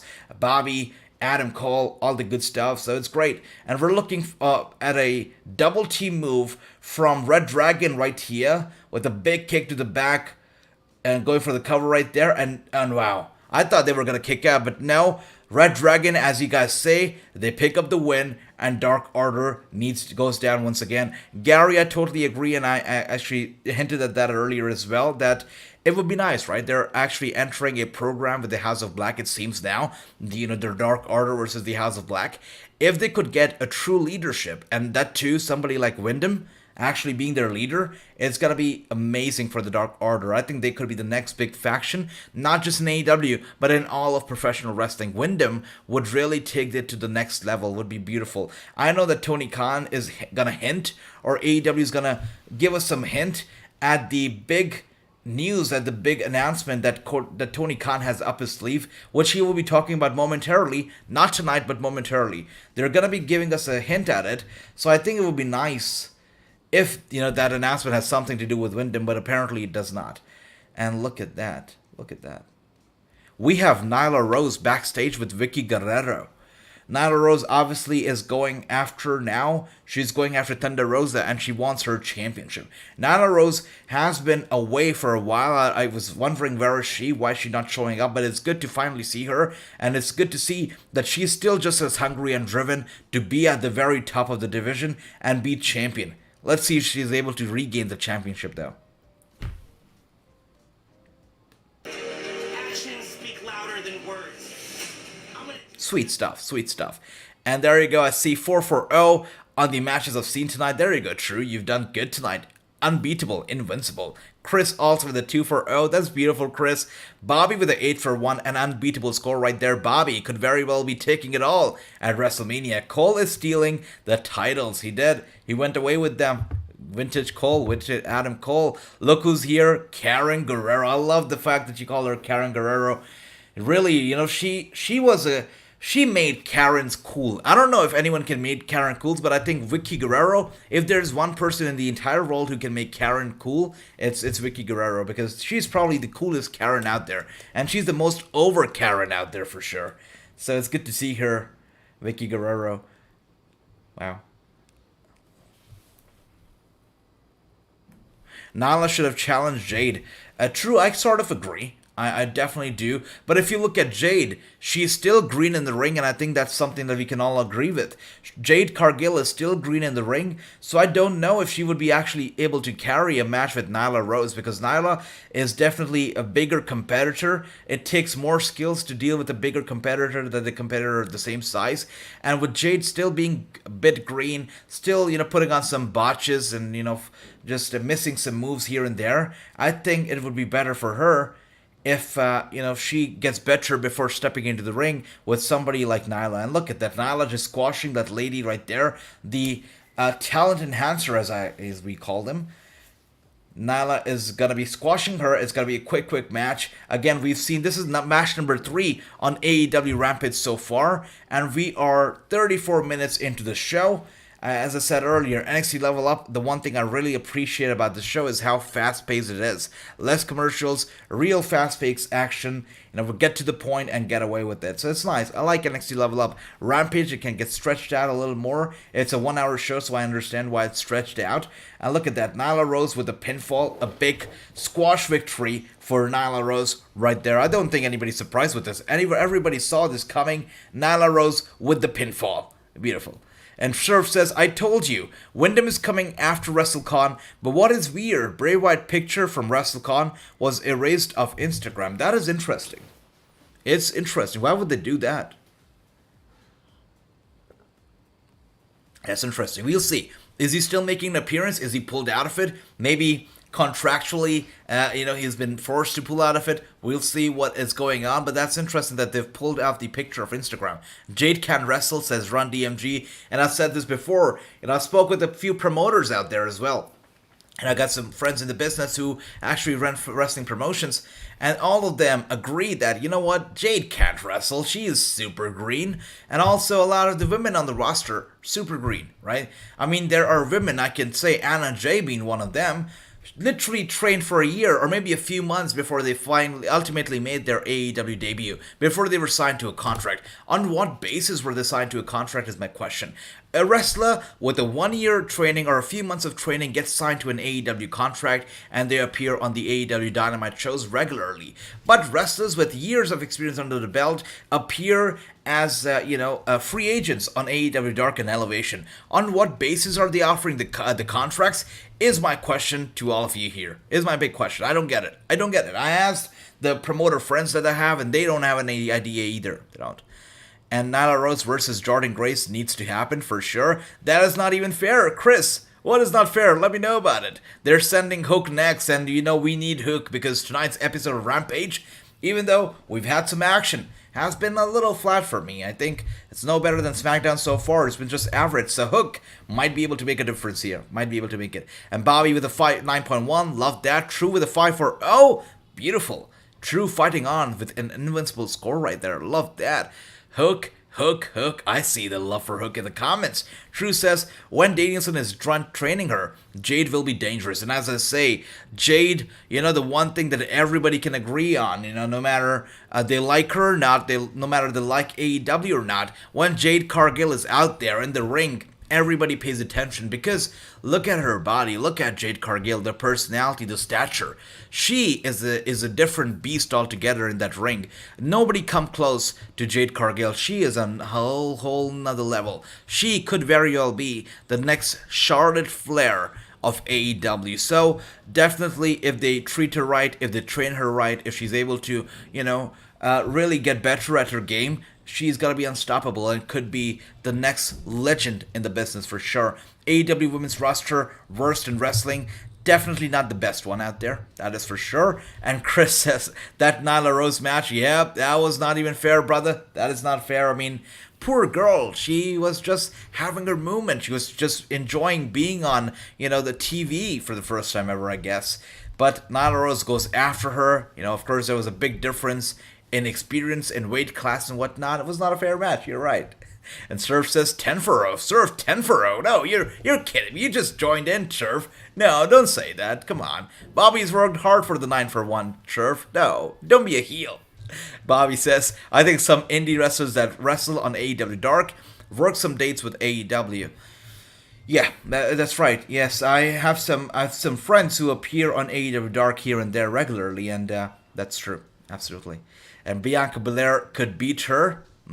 But some of the wrestlers that appear on Dark also, some of them are just brought in on Dark, and that's it. They're told that, okay, we'll give you a call when you need your next. So they are sidelined as well. So no contracts given out, no offer has been made. Usually they're paid for on a nightly basis, but that's about it. But they're grateful for every opportunity because, for an independent star to get the shine on an AEW product, it's a big deal. So that's good. That's good about it. And may Lord marry Roman Reigns versus Brock. They say that's right. Absolutely. We're looking forward to that match. And welcome to the stream. Welcome to the channel. It is good to see you. Absolutely. It sure says Bianca Belair could beat her. For sure. I agree. And look who's here. Wait a second. What's happening here? The lights go out. And look who's here. It's Hook time. It is to send in the Hook. Hook is here, and he's been sent in. He looks focused. He looks energetic. He looks ready to go. Look at that. This guy looks like somebody straight off, one of those video games like the Street Fighter or, one of those Capcom games out there that used to come out in the past, these arcade games. He looks like a character right off one of those games. It's so good to see Hook. Just so fresh, so new, so energetic. Let's see what is this gonna be all about. And Chris says Nyla ripped off Nia Jax's name, kind of. I agree. She did. Yeah, give it to him, guys. There you go. QT Marshall, by the way, you're looking at him right now. QT Marshall used to run the Nightmare Factory along with Cody Rhodes. And a lot of the stars that you see on AEW, especially AEW Dark and Elevation, they come from the Nightmare Factory. Now I wonder what the future of Nightmare Factory actually is going to be like, because Cody Rhodes has left the AEW. I don't think he's going to be working with QT Marshall anymore. I don't think he's going to be able to run the Nightmare Factory. So I don't know what kind of future does Nightmare Factory actually hold. Let's see. Of accomplishment. Let me show him so. Wow. Let's see this thing. Look at that. Take a look at this. Wow. And QT Marshall is giving a certificate of accomplishment to Hook. Wow. Interesting. And Surf says Brock Lesnar vs. Sheamus would be one match for sure. I would love to see that. And as I said earlier, tomorrow or this weekend, the wrestler who's appearing on the show, by the way, Hook is gonna go crazy. Instead of taking the certificate, he beats the crap out of, or quickly beats, QT Marshall's buddy standing right there. And as I said earlier, Surf, the wrestler who's appearing on the podcast, who's appearing on our show this weekend, is a big one because he's never appeared on any other show. By the way, Danhausen and Hook right now, face to face as we speak. But Hook's not even face, as you heard right there. He's like, whatever. You know what? He can't bother being around them for any longer. He just goes away. He goes backstage. QT's shocked. Danhausen's shocked. Everybody's shocked. Hook, not face, can't be bothered. Just goes to the back right there. Look at that. Look at that. Sweet stuff. That was funny. That's funny as hell.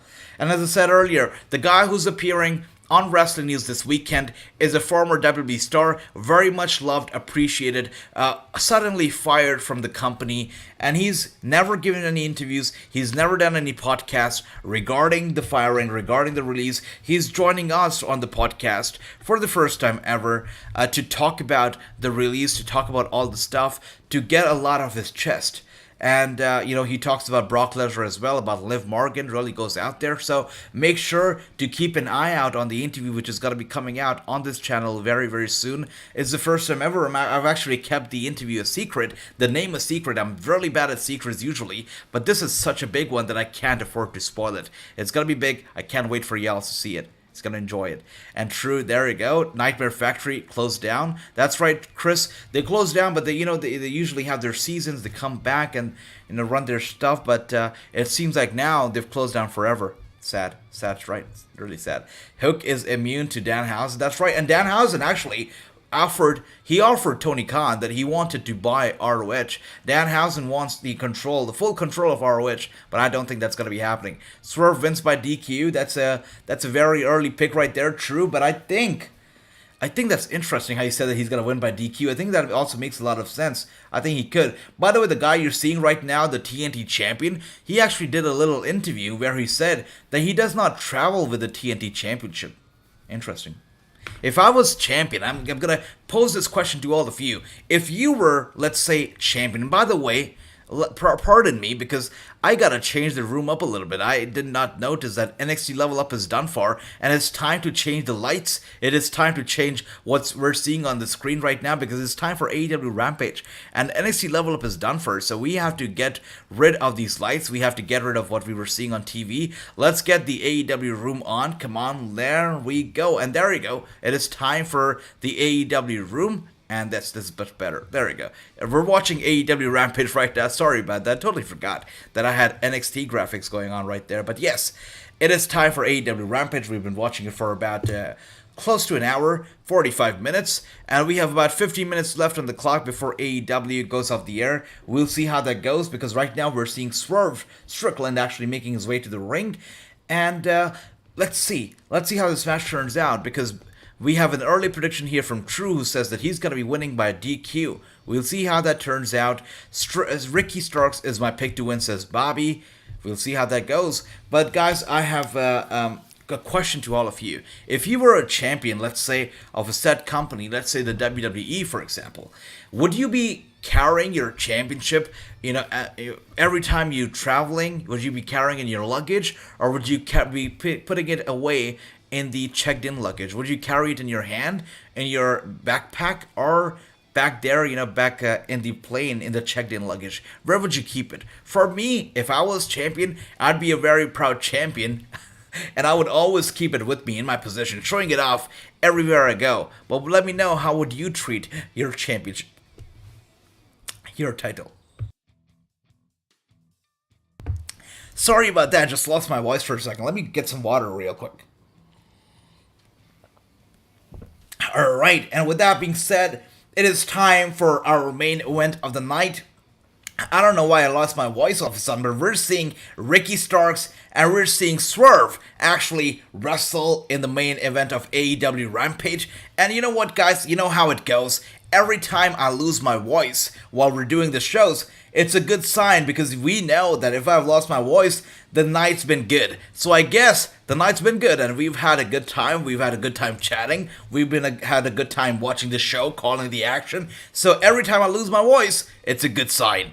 And anyways, Bobby says AJ, Tony Khan tweets on... What did he tweet? Let me look it up, actually, because Tony Khan said, or AEW said, that he was going to be making a tweet. He was going to be making an announcement, or signaling to an announcement real quick that he has up his sleeve and he can't wait to tell everybody. So let's see, what has he tweeted on Twitter. Hey Danhausen, I don't think your curse wrote on Hook. Okay, so no announcement, yeah? That's interesting.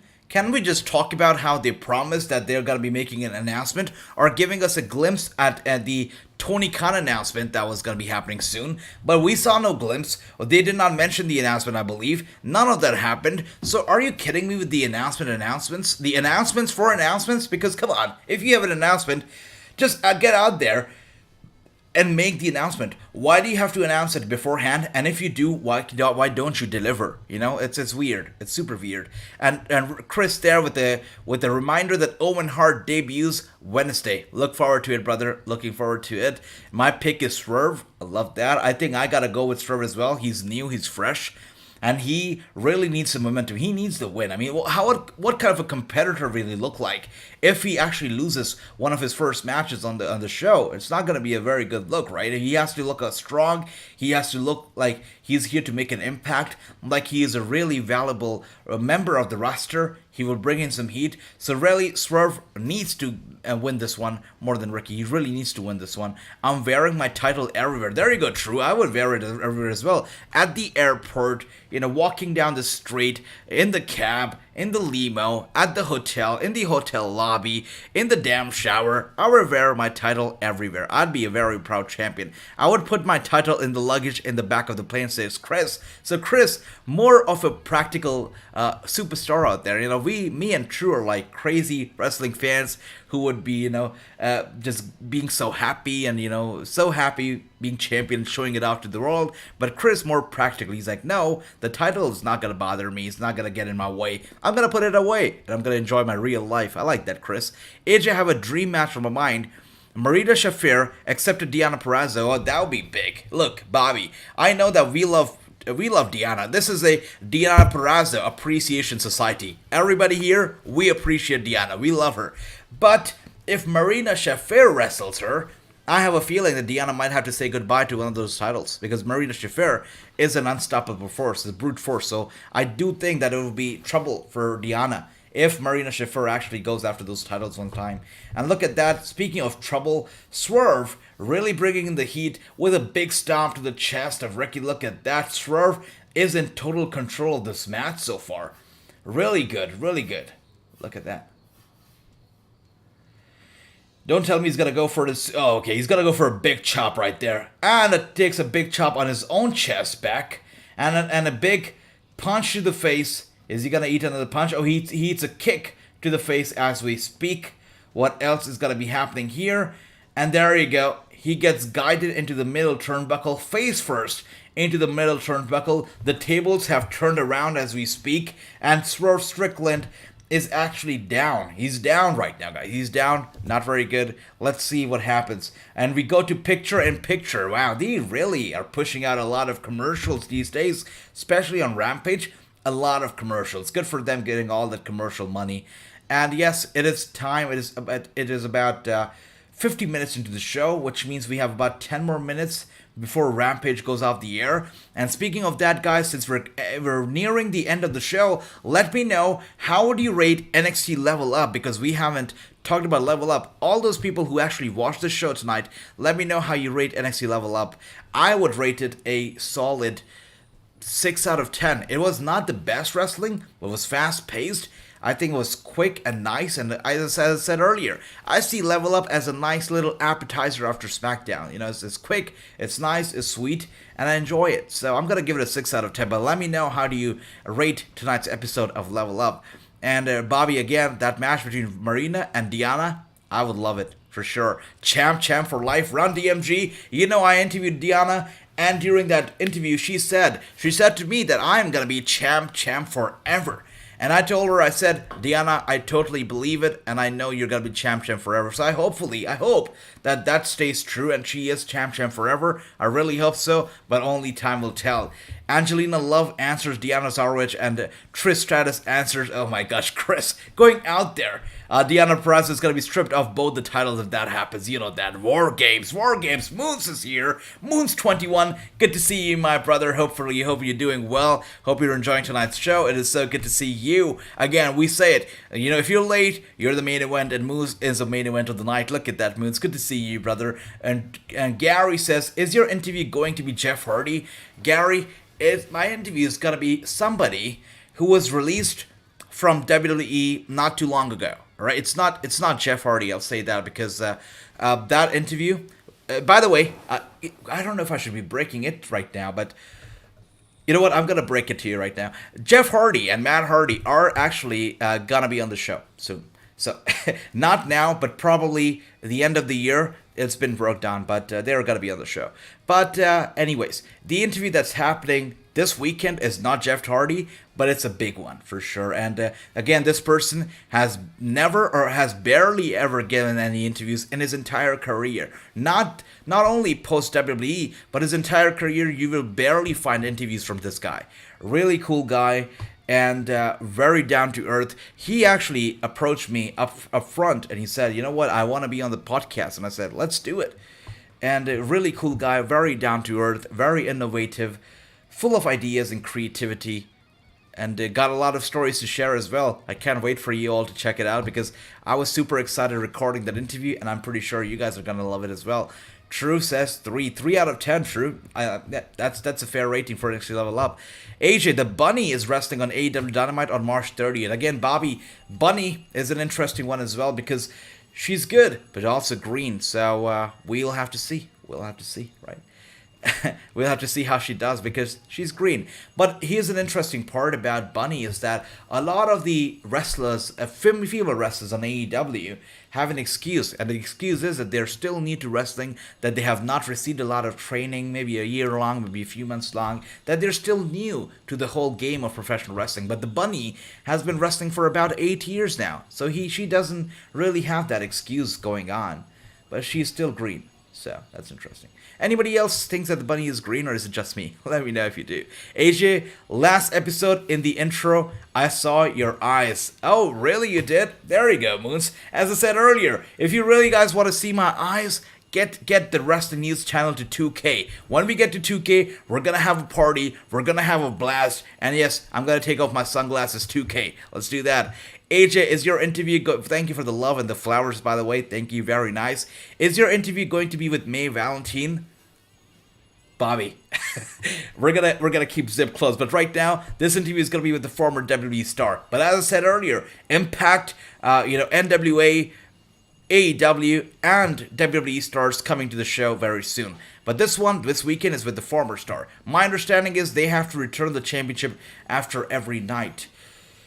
I don't know if that's true for AEW after what happened with Chris Jericho, but with WWE, from what I believe, is that they have to carry the championships. They carry it with them.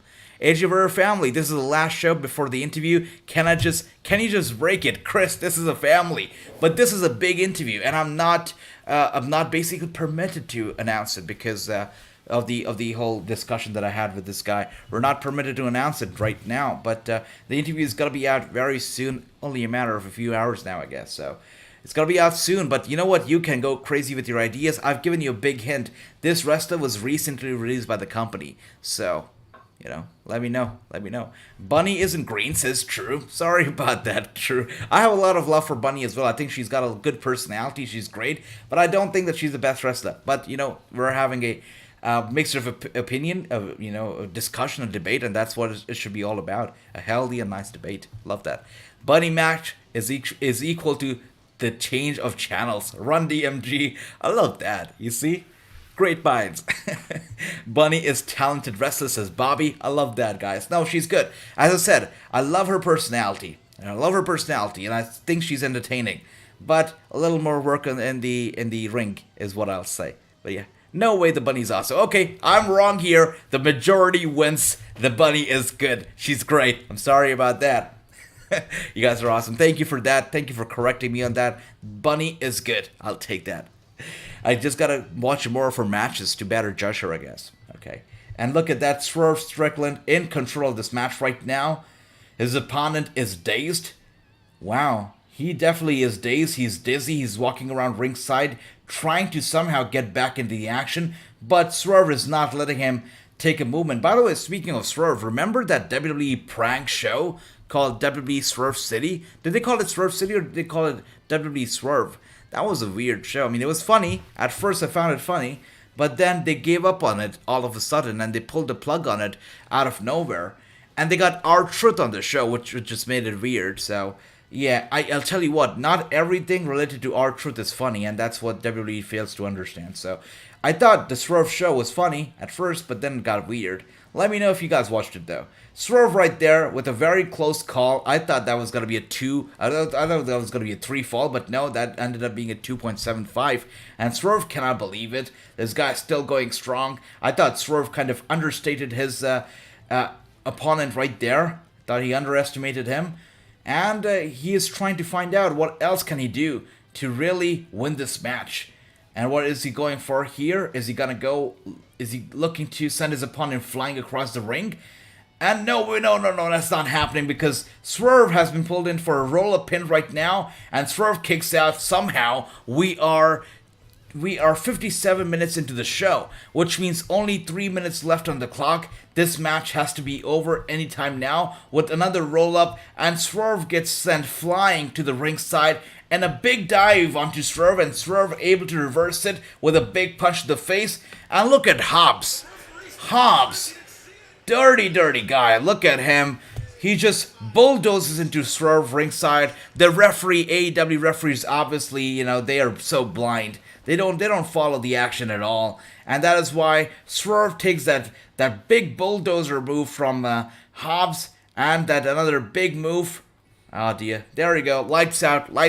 Swerve is gone, and he gets pinned. Again, this is interesting because this guy is still new, still trying to get his momentum up in AEW, trying to make an impact, and he loses the match. Interesting for sure. Ricky is still on top, still on top of his game, still has all the momentum going for himself. Swerve, a brand new AEW superstar, actually picks up a loss on the show. Interesting indeed. And Tony there, good to see you, Tony. Welcome to the stream. AJ, I figured it out, cause I broke your code. I figured it out. It's EC3. EC3. EC3 is a good one, but EC3 has done so many interviews. He's not exclusive. And I'm talking about exclusive, Chris. I'm talking about somebody who's barely done any interviews. And look who's here. The AEW Rampage superstar. And yes, I said AEW Rampage superstar because this guy barely shows up on Dynamite. And there you go. Keith Lee is here. He looks angry. He doesn't look happy with Ricky. Ricky's in some trouble. Hobbs looks like he's intimidated. He looks like he's seen some ghost. And Keith Lee looks angry as he gets into the ring. Headbutt to Ricky. And a big punch to Hobbs. Hobbs is dazed. Ricky is down. And Swerve and Keith Lee actually with a double team here. Could we be seeing a potential tag team in Swerve and Keith Lee? Could we be seeing a tag team here? Because these guys, they definitely work good as a team. And I don't think I've seen a lot of tag team action from Keith Lee, so this could be a very new and fresh approach. I would be in for it for sure. Would you like to see a tag team between Swerve as well as Keith Lee? Let me know if you do. I think the Bunny will wrestle against Tony Khan. New sign to the women's division. There you go. I think so. I think so too, Bobby. Will be interesting. WWE pulled the plug on Scott, period. Bad promos. Didn't expect that. Keith Lee, absolutely. 10 for 1. Bobby, you were on fire tonight. 10 for 1. That is a solid score. Beautiful stuff. And okay, is it Tucker or Alberto Del Rio? No, Chris. Alberto Del Rio has no place on the show. He's not going to be on the show ever. I'm not going to have him on the show. And yes, Tucker? No, not Tucker. I'm talking about big guys, like real big guys. That's why. And True says, a loss won't hurt Swerve. That's right. It's not going to hurt Swerve. Gotta be careful with the mic. But definitely, a win would have been nice. But the loss and the way he lost it, it doesn't hurt his momentum. That is for sure. That was good. It was not a bad show. And as Chris says it right there, a 7 out of 10. I would like to see from you guys as well. How would you rate the show? I think I'm gonna go with Chris as well. I'm gonna give the show a 7 out of 10. I gave SmackDown a 6. I gave Level Up a 6. And I am gonna give Rampage a 7. I think it was an entertaining show. The hour flew by quickly. I had a fun time watching the show. And as I say all the time, you guys are all my co-hosts. And you make the shows so much more enjoyable for me as I make it for you. Because you guys are the best. More tag teams in AEW Run DMG. That's great, isn't it? 10 out of 10 from Sean. That's awesome. 7 out of 10 from Dale. Beautiful. Dale also gave SmackDown a 7, so that's nice. And True with a 5.1. True and Bobby, really head-to-head. Bobby gave it a 10. I mean, he did all the matches. He got a 10 for 1. And True, a 5. That is interesting. Really head-to-head there. Chris says, I'm out of ideas. I tried. Chris, it's going to be interesting. It could be more than one people too, so we'll see. We'll see. Just dropping a hint right there. And there you go, Bobby with a 10 for 10. True gives it a 7. Chris gives it an 8 out of 10. Perfect. Beautiful. Wow, that was a great watch along. We were here for about 3+ hours. Watch SmackDown. Watch Level Up. Played some PlayStation and watch Rampage. What a fun night this was. And I'm going to be back tomorrow for another very interesting watch along. I look forward to watching the show with all of you tomorrow at 7:30 p.m. Eastern. Look forward to it. And of course, just like I said earlier, a big interview is dropping this weekend. Anytime, it can drop anytime. So be sure to keep an eye out for the interview. It's going to be big. It's going to be exclusive. And these guys have never been. This guy has never been on any show, any podcast ever before. So he's going to make the news for sure. Once again, guys, thank you so much for being here. You guys are the absolute best. I'm going to be here tomorrow. I look forward to watching the show with you. And as I said earlier, wrestling news also round the clock. Every time there's a big news story breaking up, I'm going to be reporting right here on the channel. So keep the notifications on. Make sure to hit the subscribe button and be a part of the family. Thank you so much for joining me for this exclusive watch along. I'm going to be here tomorrow. And as always, much love to all of you. You guys have a good night.